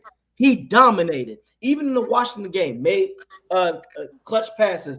That Saints game, which to me goes down one of the greatest games in history, caught that shit on Lattimore's bitch ass, and Lattimore was so mad he had to push him off. And we know that. And then look what he did against Green Bay. And then even in the Super Bowl, he was such a threat.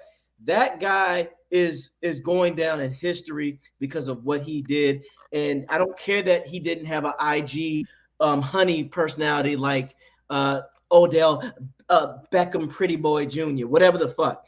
But you're right, Rick. You can't argue with stupid. So I'm just going to start taking your advice. When I see that, I'm just going to think that those people are special needs. Rick, well, think about it.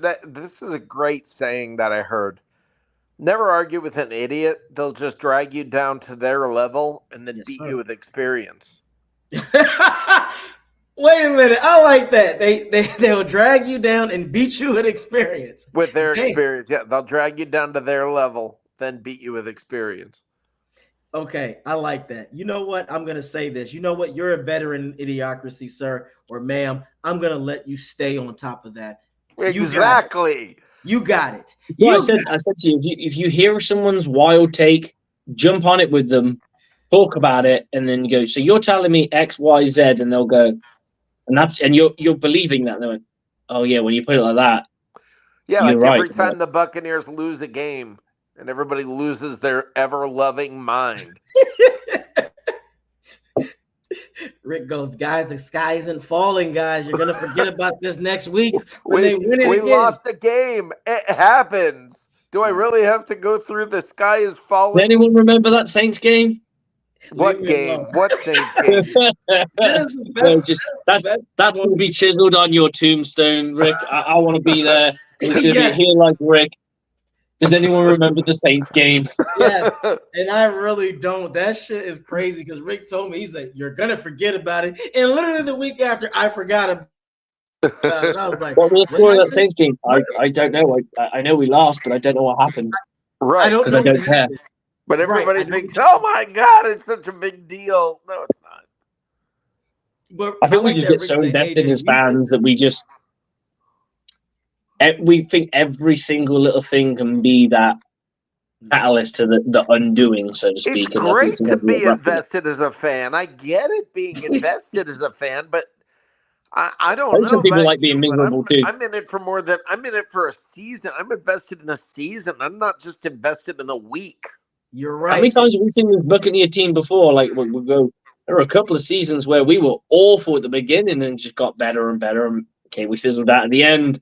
I think the Jameson Winston 30 for 30 year was a good example of that. That towards the end of that season, the Buccaneers could have gone to the playoffs. Yeah, we were looking scary. But I do like that both of y'all said, AJ, you just saying that because it's the Saints. And both of you were right. I just don't like fucking losing to the Saints. Nobody does. Nobody likes losing by 1 point and then lose by 100 next week. I think just remember, they can't even pay their own fucking bills right now. Exactly. I'd still be like, but we lost. We didn't lose to the Saints. I think that's where I'm at in my life. So Rick and Slick, you guys are right. I just when it's the Saints, don't put the Super Bowl or the draft in New Orleans. You know why? Because they can't pay the light bill. We know that these motherfuckers, and then they tried to give them a little bit of money and say, guys, we got it, but they call us a piss poor organization. It's like, guys, what is going on down there where you owe money? That's embarrassing. I saw somebody posted they're just trying to get used to being behind. The Caps hit us hard this year. We're going to have to take it out of the light bill.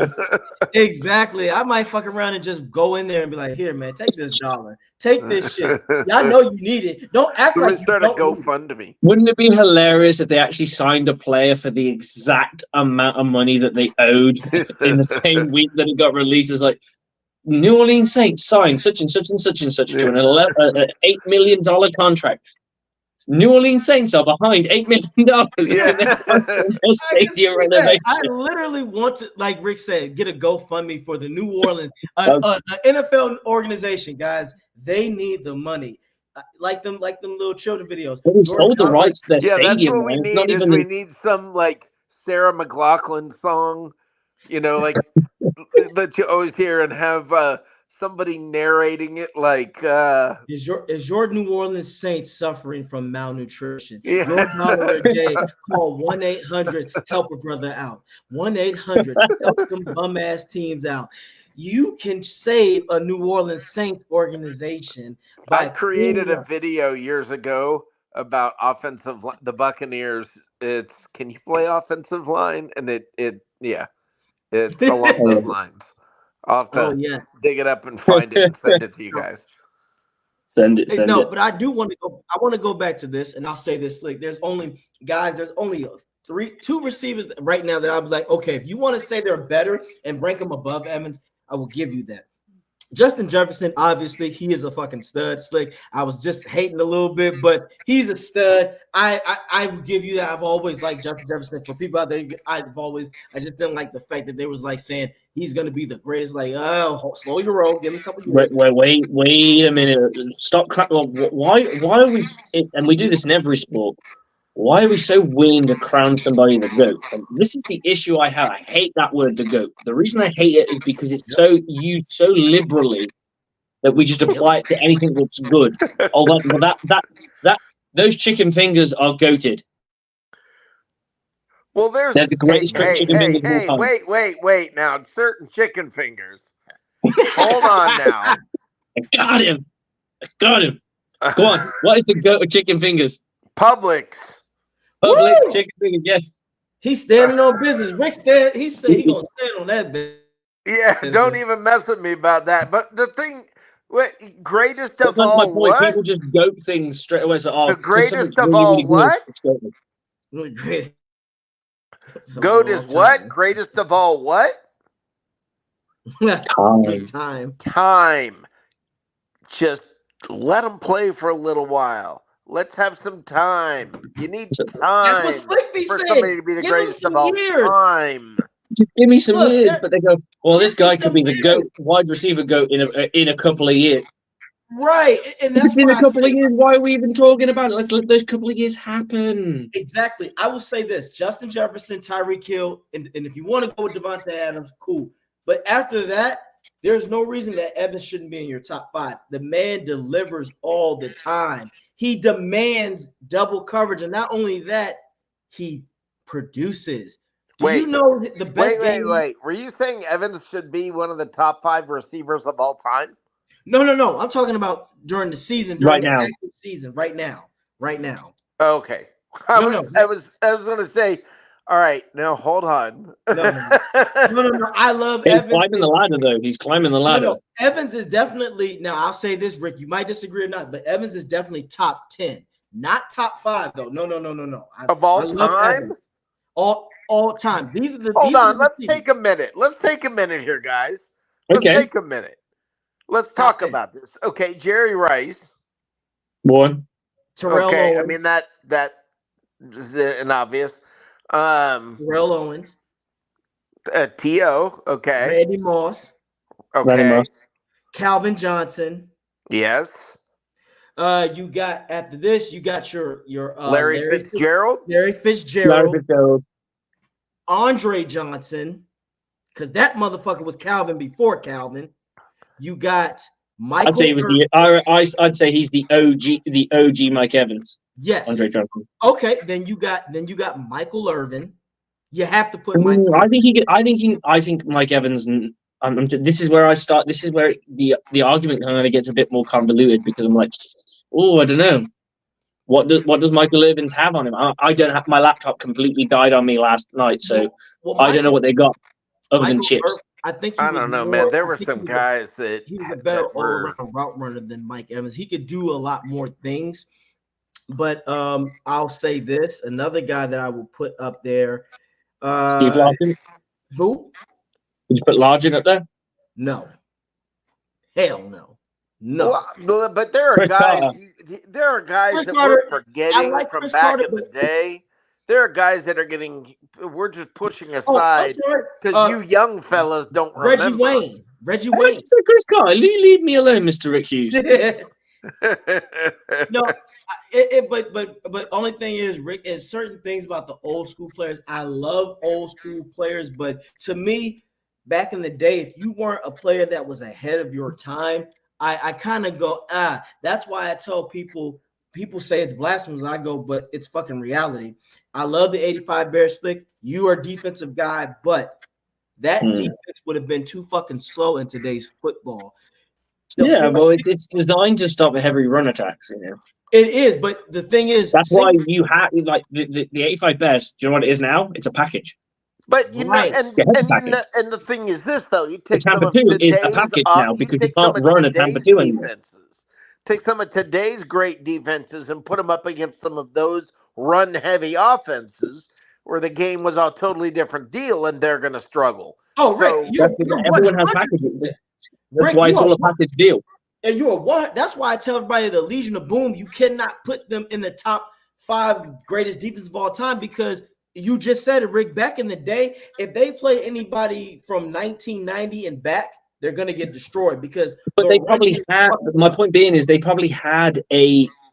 If we go up against a team with a heavy, like let's say you went up against a 22 personnel team, that's two running backs and 2 tight ends. That's a heavy personnel team. Hey, fuck it, we'll go 33 and make it even more interesting. They have a package deal. All it means is people move in different places and you sub a few people out.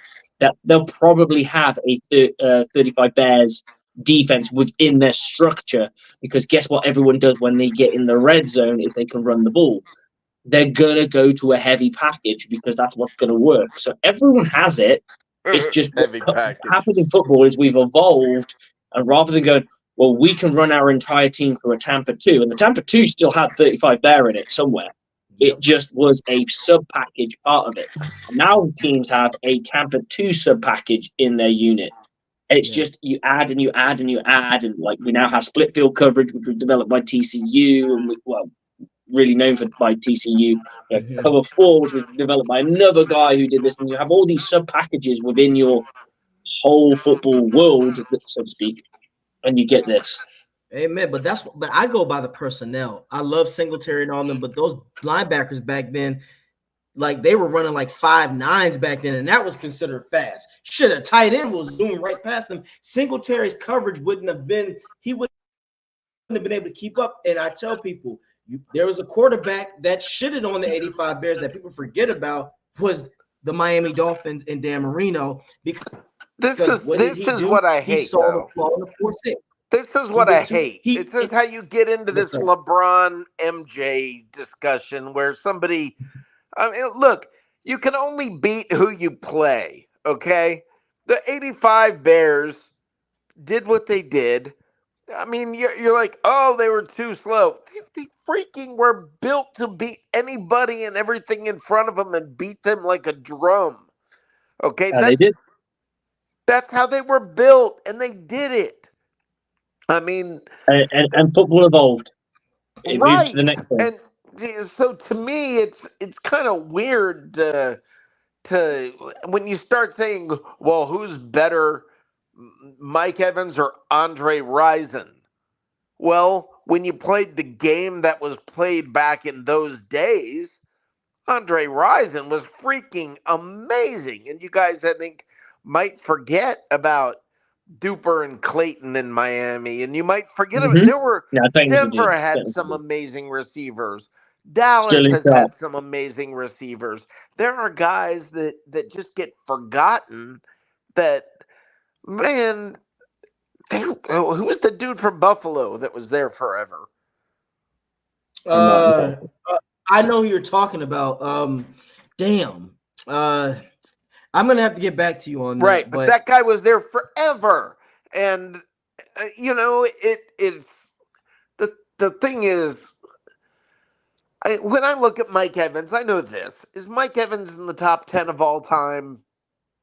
That's a fun discussion. It's a fun discussion, but I mean, okay. Not yet.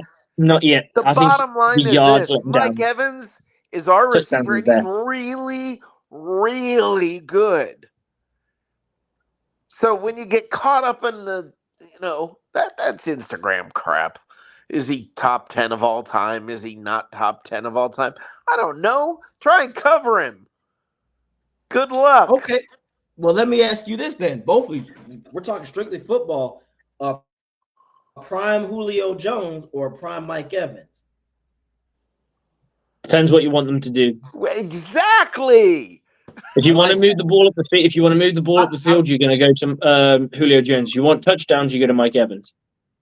This is who's more of a possession receiver? Yeah, I mean, go ahead, Slick.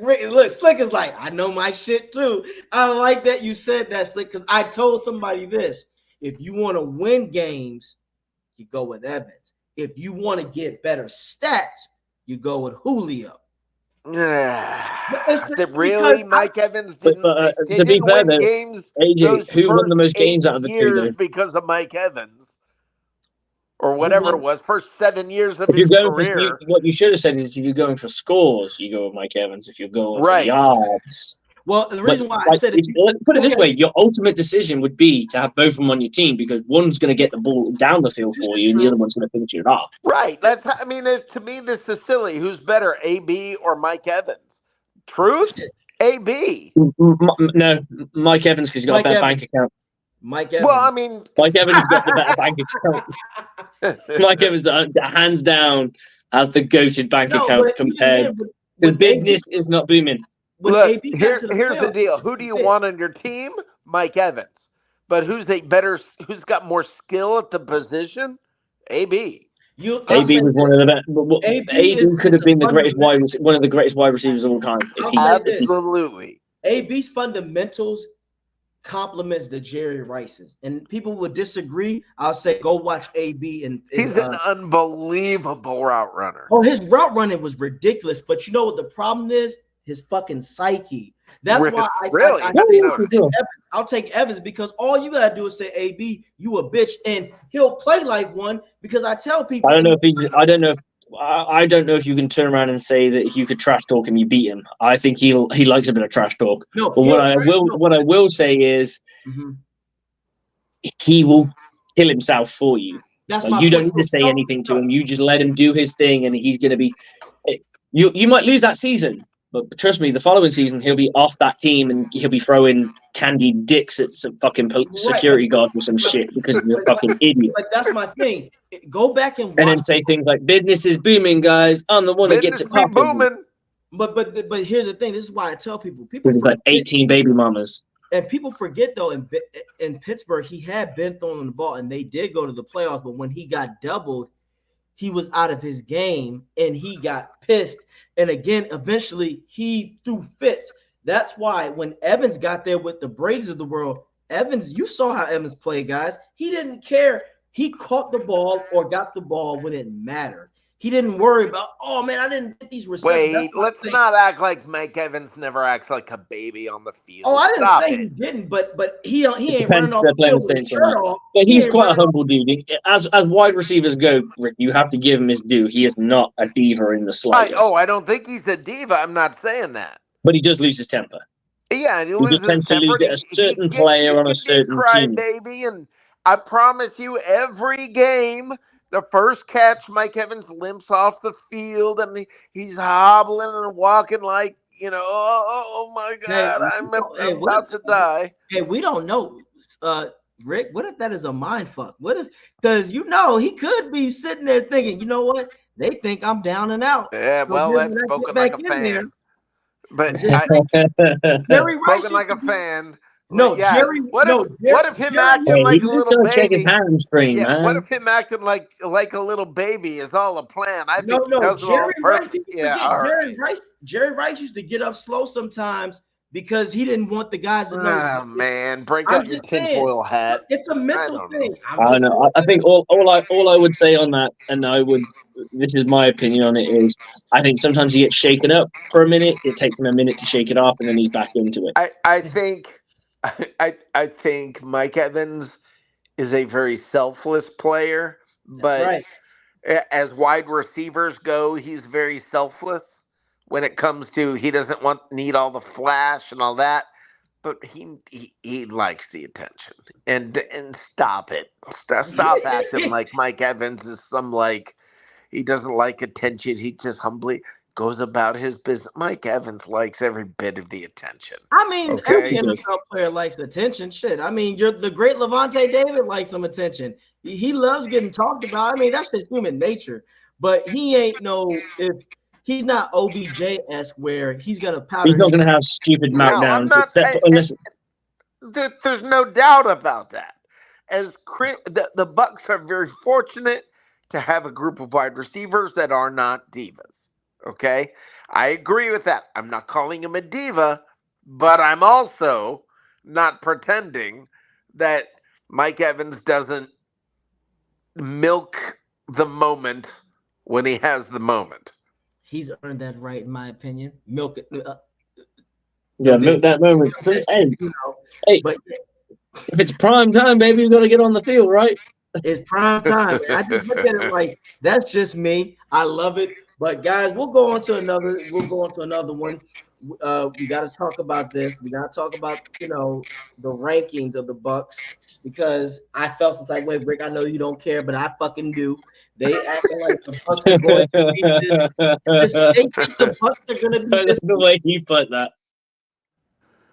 They think the Bucs, our beloved Bucs, are going to be this mid-tier team, and I'm just sitting back like, okay. We've been mid-tier for like 4 years now. Right, and we shocked them all. Now, this is where I will agree with Rick. Rick is like, we're a one game at a time team, and when our results speak, Rick is like, I'm just gonna let my record speak for itself and my results. Me, it's like, fuck that. What happened to your squad? Because they're always talking like, we still know that the NFC is not the AFC. It is the NFC is wide ass open. Dallas, they're gonna be Dallas. I don't believe in Dak.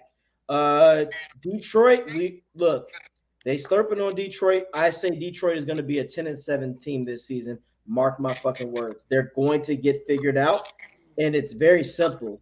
But I'll just force the head coach to make decisions, because he can't fucking make decisions. You already reading.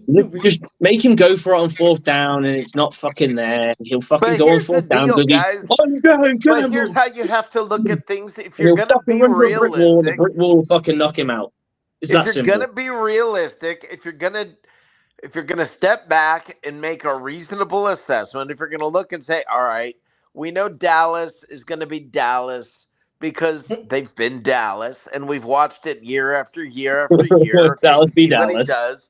Then we sit there and we say, well, we know Detroit usually sucks, so yeah, I'm not gonna do that. We go through all of these different examples of everything we've seen. Yeah, San Francisco ends up with critical injuries right when the time comes. Okay, let's talk about Baker Mayfield's history. Oh, history is not what matters right now. I mean, we're sitting here saying history with Dallas, history with San Francisco, history with Detroit. The history with Dallas has been going since the 90s, dude. It's not. We're not talking about like the last 10 minutes. We're talking about it's been the 90s. Their cheerleaders are gonna die from that fucking Super Bowl year. They're in critical condition, dude. It's not the same shit. Before Dallas gets. No, I get it. I'm not defending Dallas. What I'm saying is, if you're gonna look at history, look at Baker's history. Mm-hmm. He's been inconsistent. You get a great year, then you get a down year. Well, let's go into that with our eyes open.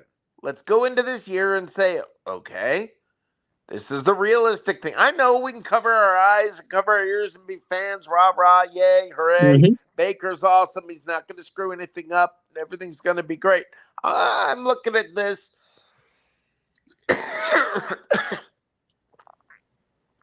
I like Baker. I was a fan of Baker. I know where you're going. We know. But here's the difference, fellas. I will say this.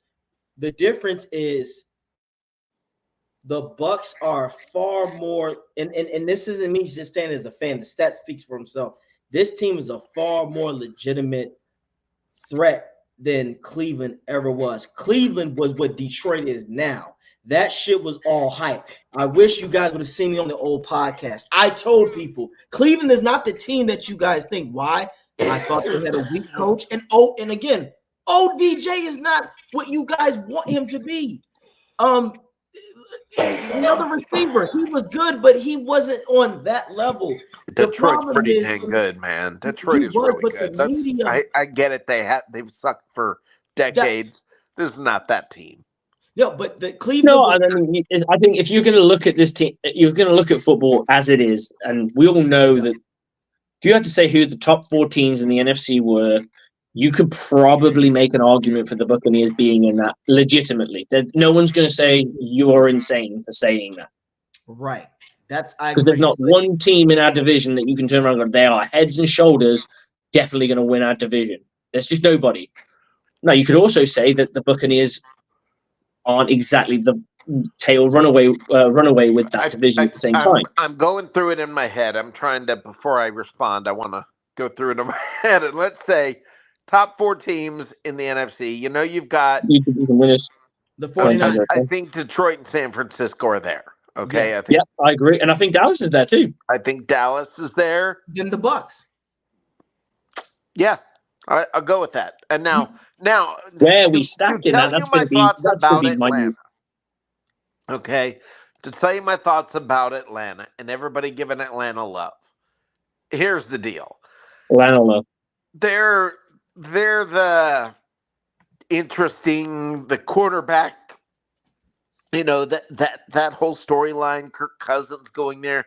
It's all, of course, they're gonna get a little more attention and a little more love and a little more whatever. Of course, that's gonna happen right now. Mm-hmm. Okay. Yes, of course. And last year, same thing with New Orleans. New Orleans got the quarterback that people, you know, he was the sexy free agent. He was the sexy free agent, yeah. Right. So, all right, and we see what happened there. Same thing's probably going to happen to Atlanta. All right. So, but that, listen, man, these networks are trying to get eyeballs. Now you go to the sexy free agent and talk about him, and that's how this works. All right, Atlanta, let me tell you something. They're putting something together there, and if that team ever gets its act together, they could be tough. Okay, they've got the running game. They certainly have quarterbacks. You know, yes, one of them's a rookie. I don't know what the heck they were doing there. I have no idea what they were doing there. But, okay, you know what happens?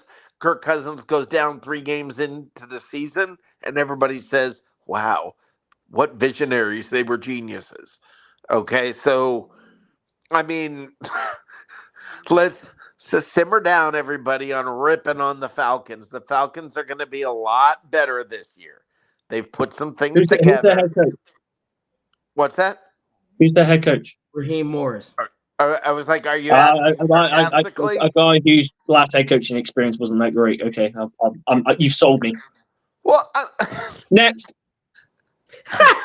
Lovie Smith. I mean, I'm sorry. Todd Bowles' last head coaching experience before us wasn't very good. But we were all about it. This guy ain't done nothing yet. It's like turning around and taking the quarterback from whatever school and going, he's going to be a fucking legit NFL fucking great. You don't know. You ain't got a clue. Well, I'm not saying he's going to be Raheem Morris can shit the bed exactly as he did when he was with the Bucs. No, I don't do that. He's been in the league for 10 more years. He's been in the league as a defensive coordinator, not as a head coach. No, he's not been a head coach for a long time. You have got no factual evidence that he can coach fucking football at the head coach level yet. There's nothing until they go out on that field and they start playing fucking football games. We don't actually know. You're making an assumption based on no physical evidence. Because his last physical evidence, he shit the bed. That's a fact. Well, I understand. So I'm not going to turn around and say the Atlanta Falcons have got their act together because they've got a guy who was a defensive coordinator for a very long time and hasn't done shit. If you think I'm coordinating him this great I use a lot of I think you're mishearing what I'm saying. I'm saying Atlanta's building things. Raheem Morris, listen, man, he was too young to coach. The Bucs made the mistake. That doesn't make him look bad as much as it makes the Bucs look bad at that point. Oh, it makes They both look bad in my panicked and got opinion. him as head coach. Yeah, but Rick, I say this because there's hype around it. But do you remember when the Bucs, when we acquired Deshaun Jackson and we had that squad, and then Chris Baker and all them, they said the same shit with Dirk Cutter in that season, and it ended in disaster. No, I get it, but I'm telling you're proving my point. That's why there's hype. Oh, I don't believe it. I don't either. Right. I just don't, but I like the fact though that and what you said is real, Rick. But I just love the fact that I think they're the biggest threat for us. Absolutely, I think they're the biggest threat for us because I think they have the most amount of pieces. Everything you're saying is accurate. Look, we didn't run away with this division last year. Everybody remember that. Nope. No, we did not. We had to fight. Okay, that we're shit probably not going to run away with the division this year. No, not unless the team that's going to be a challenge is who? I'm going to say this: the Bucs are going to win their division by week 13. I'm saying that. I'll go week 15. I'm going 13. I'm standing on this shit right now. Do you know how many games they play? Yes, I know how many games, but here is what do you know how many teams have their divisions wrapped up by week 13? I say this: the Saints are going to step back because Carr is not the guy. He's just the guy that's there. You think the Buccaneers are going to be up by 4 games on whoever's behind them? Yes. Week 13. There's 5 weeks left. Yes, I'm saying there's that. 5 weeks left. I'm saying that because someone put AJ on this one because that's out there. I love it. I'm going on a limb because this is how bad this is. The Panthers are dog shit. But I'd say this: by week 8, if the Panthers if they haven't won more than 1 to 2 games, they're gonna be like, "Fuck it, we're just evaluating." So when you're an organization, I'm gonna put this into perspective for you. If the Buccaneers have 6 games in front, 5 games in front, 5 games in front. That means a team has to win 5 games just to break even with them for the end of the season. Do you know how many wins that the other teams would have? Just saying that they've got like 2 or 3 wins. Possible because they played. Okay, fuck it. Okay, I'm gonna mathematically go. I remember how I said there are certain times I'm not going to argue with somebody. This would be one of those times. Okay, I'm gonna say this: week 14. There it is. Week 14. But this is why I say this, because the Bucs are in the most prime position. Like you said earlier, Slick, we're not rebuilding shit. The other people are rebuilding with their coach. You just said it. I'm not sold on Raheem just yet. Raheem is Zion McCullum of coaching for them right now for me. Yes, you have a lot backing you up, but let's see if you can put it together. The Panthers, if the Buccaneers went 13-0, the worst a team would have to do in your estimations be 8 no. 8 fucking wins. They've already got a winning. No, I've already said personally I can see this Bucs team winning 12 games, but that's just me. But I'm saying in our division right now, we don't. There's a math problem we have going here. I'm just saying there's I don't know about new math. I'm an old guy. Okay. So all of this new math, I have to admit I'm a little behind on. Oh, AJ, that was special. Okay, I say by week 13 we'll have the division wrapped up. Wow, dude. No, by week if 14, we went 13-0, the best team would have 8 wins. I'll say this: by week 14, we'll have it wrapped up. We're gonna lose some games. Oh no, week 14, we're gonna have it because I believe that's how bad our division is gonna be.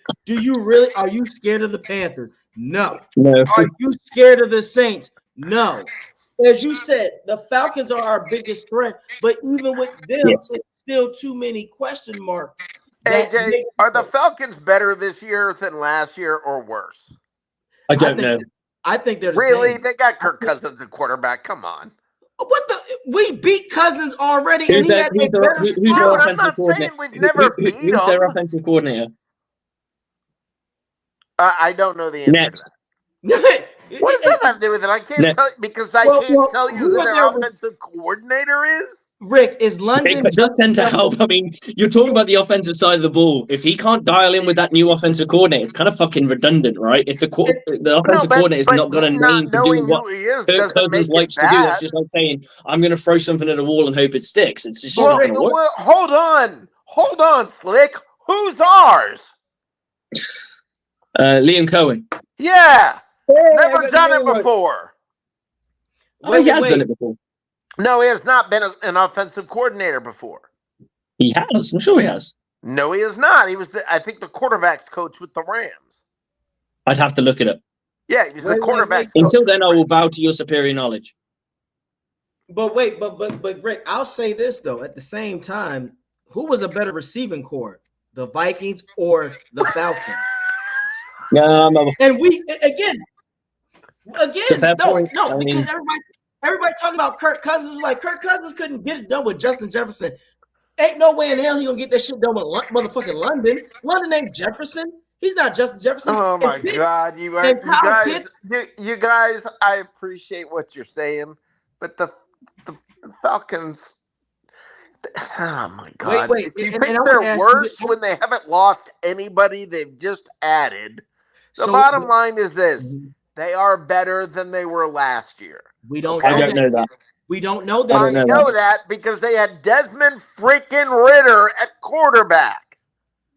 I'll give you a little bit of that, but I need to see the gel from the offensive coordinator, the scheme, and it all marry up. And you're basically, Rick, you're saying coaching's redundant because they got a new quarterback. That's what you've just said. No, because you've got no proof of anything. This is what's funny is though when I say, okay, we have a first-time offensive coordinator. Oh, that doesn't matter. I don't know. I need to check it because I haven't checked it. Right, I'm bowing to your superior knowledge. And Rick, but judging by what the Bucs were last year offensively, we can't judge the Buccaneers by last year because we haven't done it. It's a different scheme. It's new people. I get where Rick's coming from. Yeah, I think Liam might be a blessing in disguise because he's going to. That's because we want him to be. College. He's going to be coming from college. He has to be if we're going to win by week 13 or 14. Well, he might.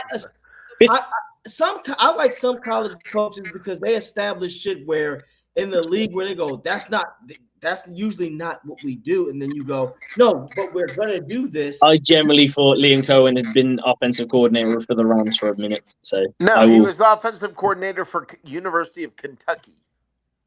Right. He was.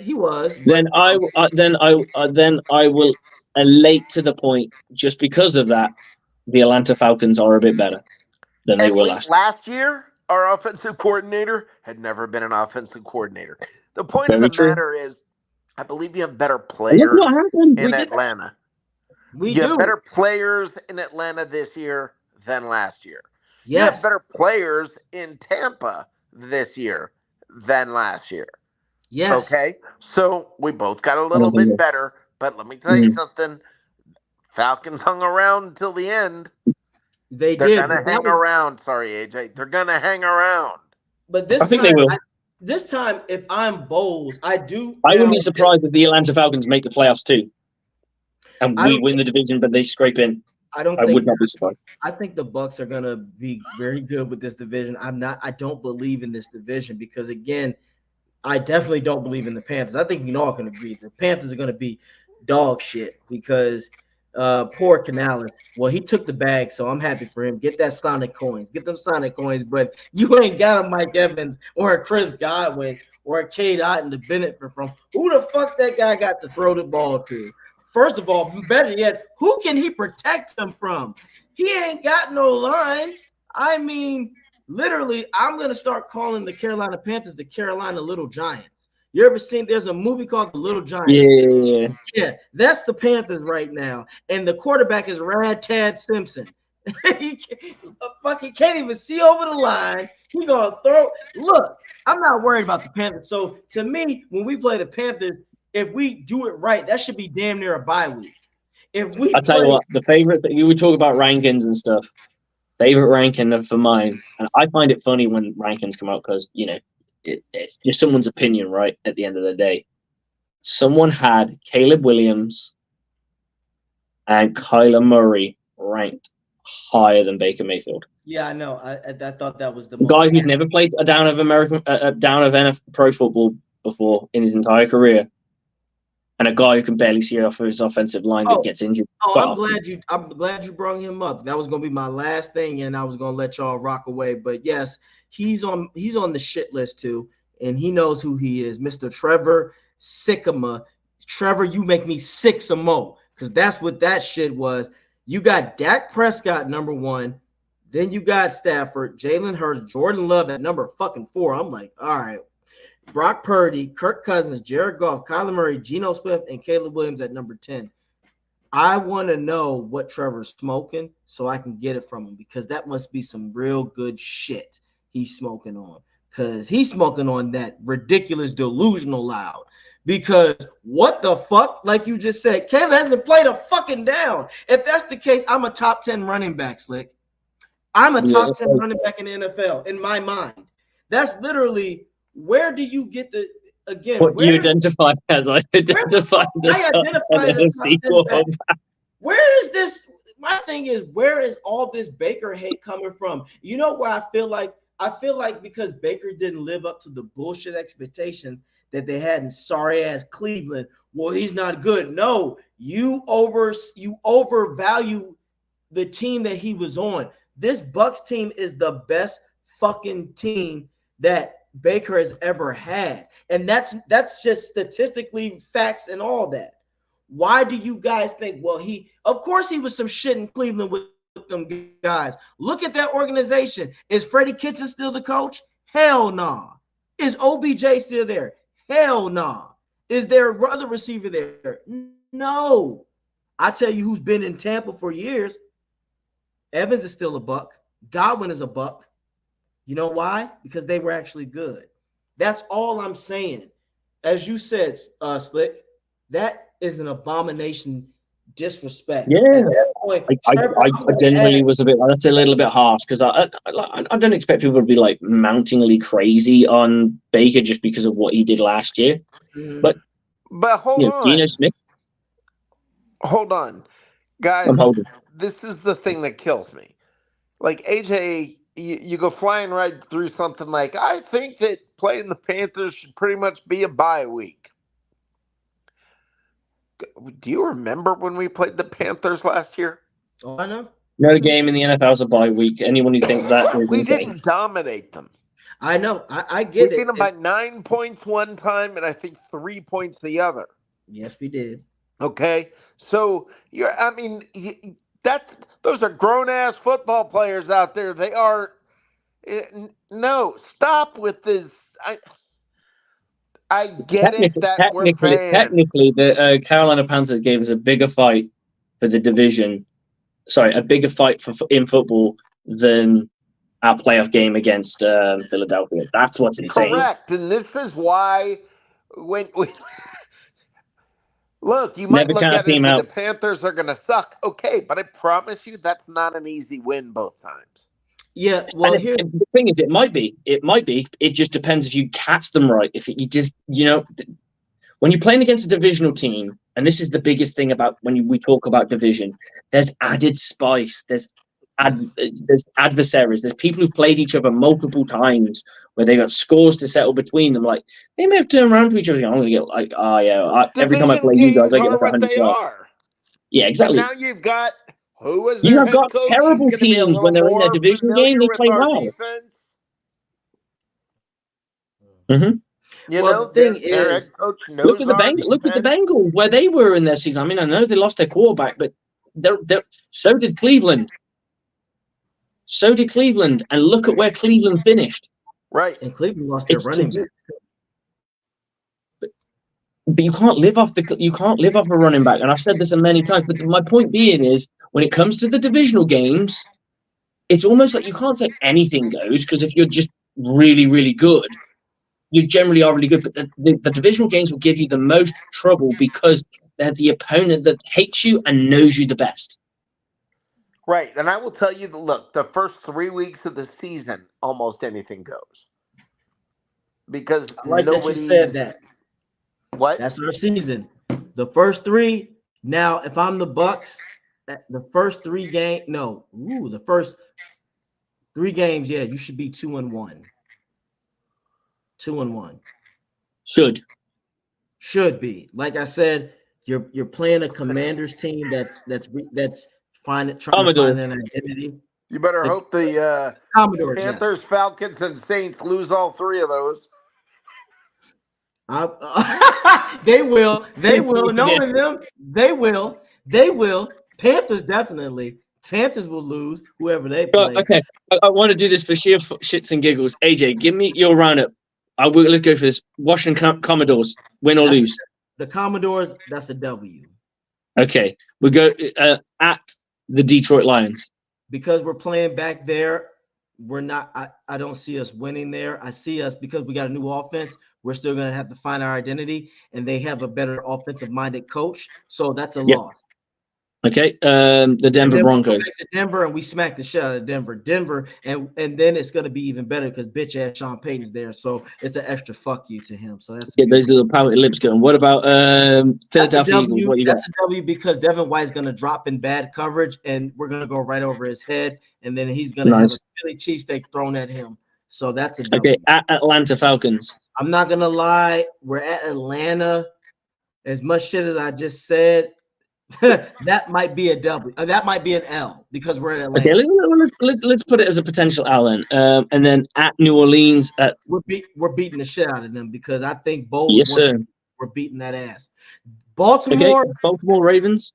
Baltimore, that's a W. I say that because we have more of an offensive firepower and their defense is good. That's a game that we win. Atlanta. Okay, that's fine. This is your list. The game that me and you are going to. At Atlanta, we're going to win that game because our presence there, our spirits is going to yell, and they're going to be crossing routes, throwing all of them, that motherfucker, and I can't wait.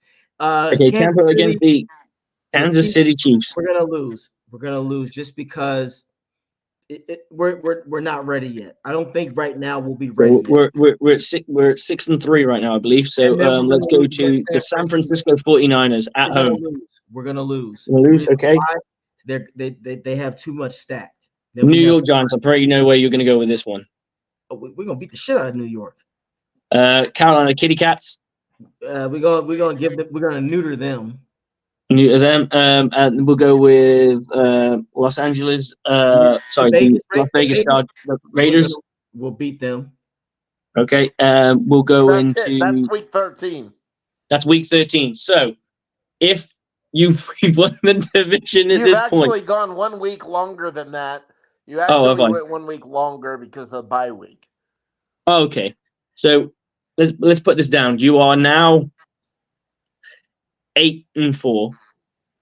That means the next team's gonna have to be for you to win the division. They can only win 3 games.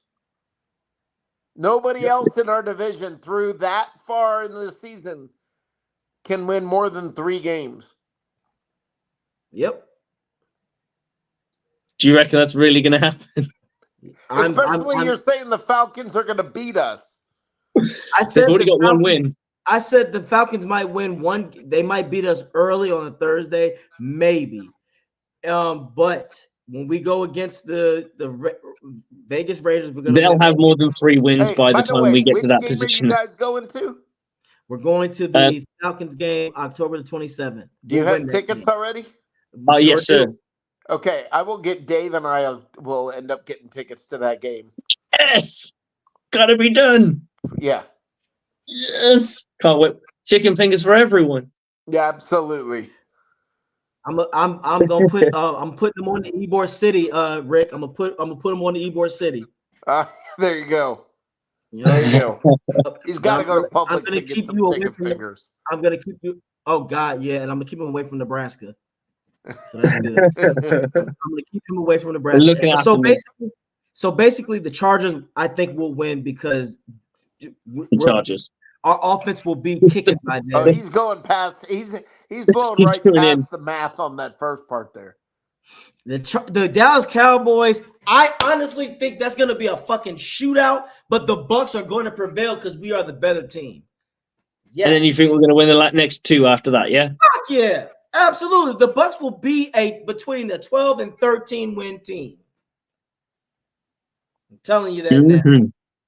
I'm telling you that now. Now, I know a lot of people got the Bucs being a 9 or 10 win team, and I respect that, but I do think if we're healthy on the defensive side and I think you've only got us losing like 3 games. No, 4 games. Detroit, Atlanta, Kansas City, and the 49ers. Okay, 4 games. Sorry. Yeah. No, so I was in the old school fucking math of where it was 16 and I just want to know how 13 weeks into the season, the Falcons, Saints, and Panthers all can't have more than 3 wins. Despite playing each other. Have won more than 3 wins in week 13. I'll say this. I'm going on a limb. I don't believe in this Saints team. I don't believe in the Falcons, and I damn sure don't believe in the Carolina Kids. I think the Saints will probably have about 4 to 6 wins, and I wouldn't be surprised if the Atlanta Falcons had about 6 wins at the time. Here's the deal. I think they'll be 2 to 3 games behind us. Muddled together. Okay. Well, all right, Slick. Well, give me yours. The Commanders, W or nah? I'm going to let me just call out the losses because I think that's the easiest thing to do. Okay. I think we'll go Detroit. I think Philadelphia will get their revenge because they're gagging. They're gagging for it. I think we'll lose to Atlanta. I think we'll lose to the Kansas City Chiefs, Niners, and I think we'll lose to Dallas as well. Not Baltimore? No.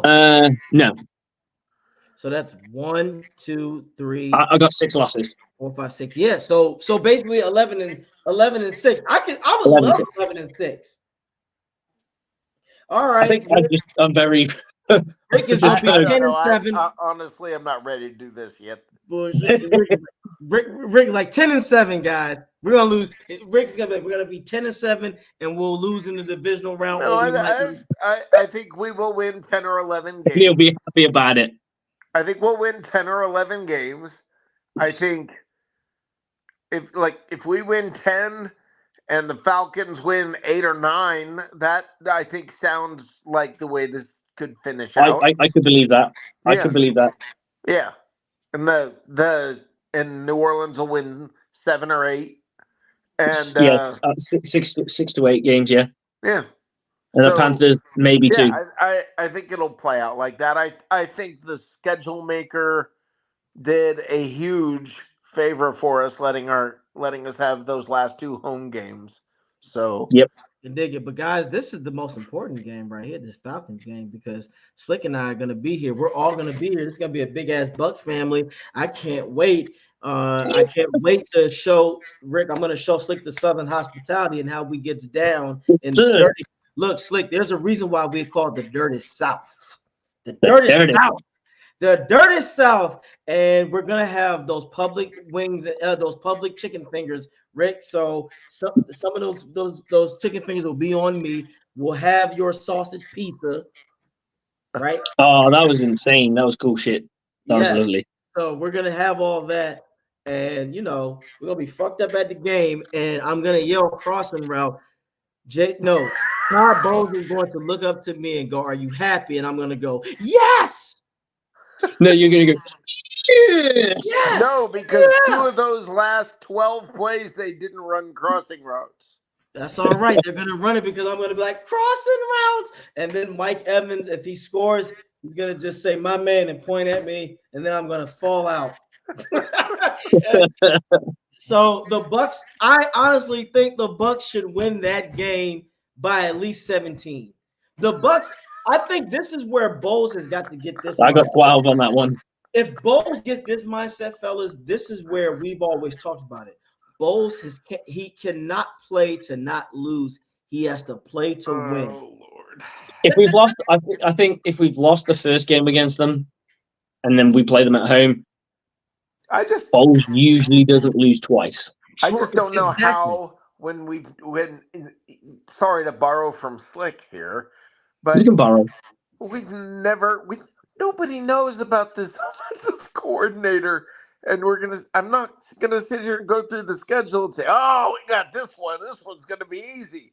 We don't know what we have no idea what they're doing. So we're just having a bit of fun though. We're having fun, and the reason why we're having fun is because We believe. And I also believe that he's going to establish the run. Remember, if the Bucs can have an average run game, the offense is fucking lethal. But if we're because so at that point, keen on establishing the run and we're still going to be up by 17, Probably not. Yeah, probably not. I'm saying this. I'm you know what I'm banking on is that this defense in the trenches. The game's going so much quicker, and they're not going to have as much time. They're not going to have as much. Both teams won't have as much time on the field, so it'll go a bit quicker. So no.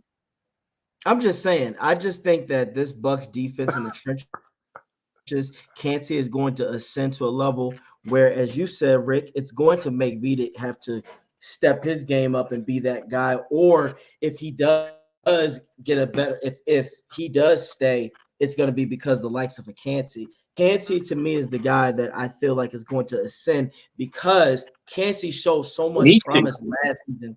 He's going to be better. Diaby is going to be like that too. We said that. We said that already. If Diaby can be a 10, if he gets a 10 sack season, I think he's going to be that 8 to 9. I agree, but I'm saying if he gets a 10 sack season, if he could, this Bucs defensively would be in the top 5. Somebody write this down. Yes, Diaby 12 sacks. Whoa. I love it. Wait a minute. Oh man, look. We need to do a notebook. The Slick, the Rick, and the AJ and the Dave predictions. Look, I'm not gonna lie. AJ's prediction of fucking winning the division by fucking week 13 has to be in there. I'm just talking shit because a lot of people text me. Where's my fucking pen? A lot of people text me right now saying, AJ, you're out of your fucking mind that the Bucs will win their division by week 13 and 14. You are definitely out of your mind. I love you, brother. I don't even think it's mathematically possible, dude. No. If the Bucs were to do that, that, I was getting excited by saying week 15. If the Bucs were to do that, they literally would only have 1 to 2 losses the entire season. Put it that way, the Bucs would be on a historical fucking run if they do that. They would. That would be something where we're like, but the only reason I'm saying that is not because I've never wanted somebody to be right so bad in my life. Oh yeah, I mean, we all want you to be right. We just think you're a bit insane. Rick, if I am a little bit like squirrel shit, a bit nutty.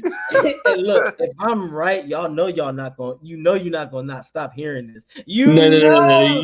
You deserve to tell us. Do you understand? It's like how we always remind Rick about his prediction on the Texans. He told us. Exactly. That's how I would be. If the fucking Bucs. Who the fuck is Tank Down? Who gives a fuck about Tank Down? He came in and went, who's Tank Down here? Yeah. Tank Down said, watch me work. So, but if he's not Mike Evans. I remember the conversations. Yes. But if the Bucs win the division by week 13 or 14, as I predicted, I might tag CNN and fucking Twitter and say, I need to beat this shit. I'm tagging them and being like, you're gonna find this video, take the segment, send it, and go, cool, yes, brother. I might fucking go to Vegas right now and bet on this shit because I know the odds of the Bucs winning by that. I might fuck around and be like make $100,000. Some random guy in the DMV said the Bucs will win the division by 13 and 14, and Warren Buffett is like, did he cheat? I'll bet the odds you can get on that are gonna be huge. Oh, exactly, Rick. I know that would be a gamble. It's just, it's not about how good the Bucs. You don't have to put a lot down to make a lot. Oh yeah, hey, put 1,000 down, and I'm 1,000? sure. Don't even put 1,000 down on that, dude. What are you trying to retire? Hey, I'm just saying.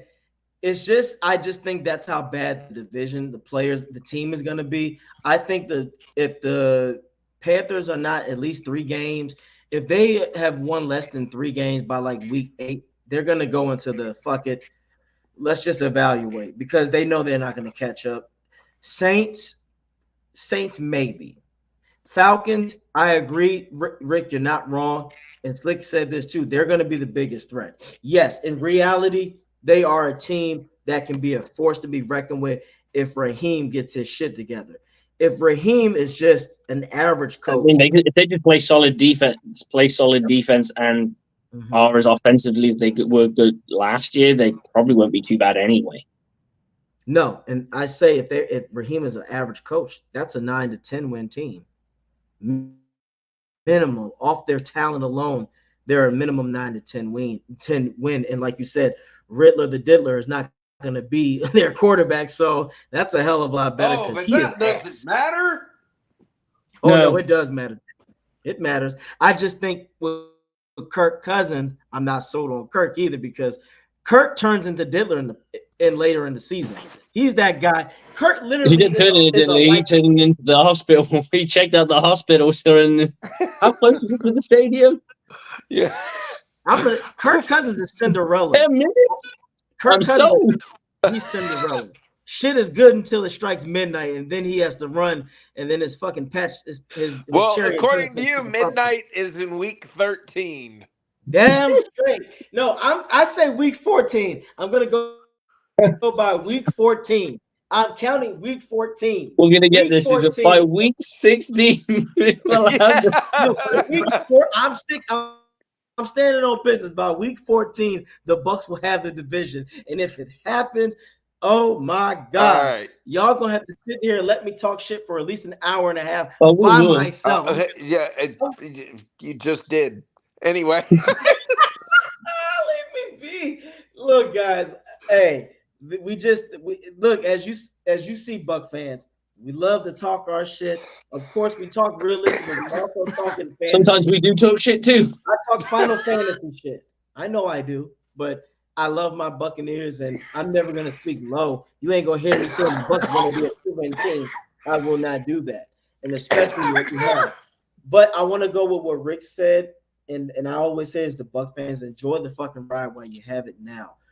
We are in a time where we have the potential where we're having fun. We have a time where this Bucs team has the potential to keep going up. Rick has been there before all of us. He remembers the 70s and the 80s and in the early 90s. Trust me. I know, guys, for people like me and Slick's age, we had our shit from the 2000s and 2010s. We've had our struggles, but Rick has had some scars. He got battle scars with his eyes. I assure you, he was around the time where people got drunk. They probably betted on who was going to fuck up more on the Bucs team rather than do it right. So we all got to give Rick his battle scars and his. So you know, this is your, give him his chicken fingers. That's all he wants. We used to walk to the games uphill both ways. So, Rick, I get what you're saying. I gotta go because it's quite late. Yeah. I will let you guys go. But again, thank you for tuning in on the Bucs, the Aftermath on 102.9 The Game, Broad Street South Radio. Always a pleasure. Follow Coach Slick. Follow him. Give him an opportunity on my Instagram. Please follow Bucs Live because they always talk real shit. As you see, Rick is the realest out of all of us. Is like, guys, it's gonna be all right. We're gonna do just fine. So thank you, Rick, for that. Got the cap down. Good night, guys. Good night. Good night. Rick, you got to tell us when you're next on. We'll be on Tuesday night. Tuesday night, this Tuesday, yeah? 7 p.m., Tuesday, 8 8 p.m.? or 9, I don't know. Whenever it can be, yeah? Yep. All right, man. No worries. All right. Have a good night. Have a good night. Bless you, man. Take care. And Slick, AJ, any parting words? AJ, turn up. Instagram, YouTube. Find me on It's About Bucking Time, and check out my merchandise and websites, and I'll be updating that soon and show you all things. But as of right now, go Bucs. Y'all take care of yourselves. God bless. God bless, brother. I'll see you soon. You too.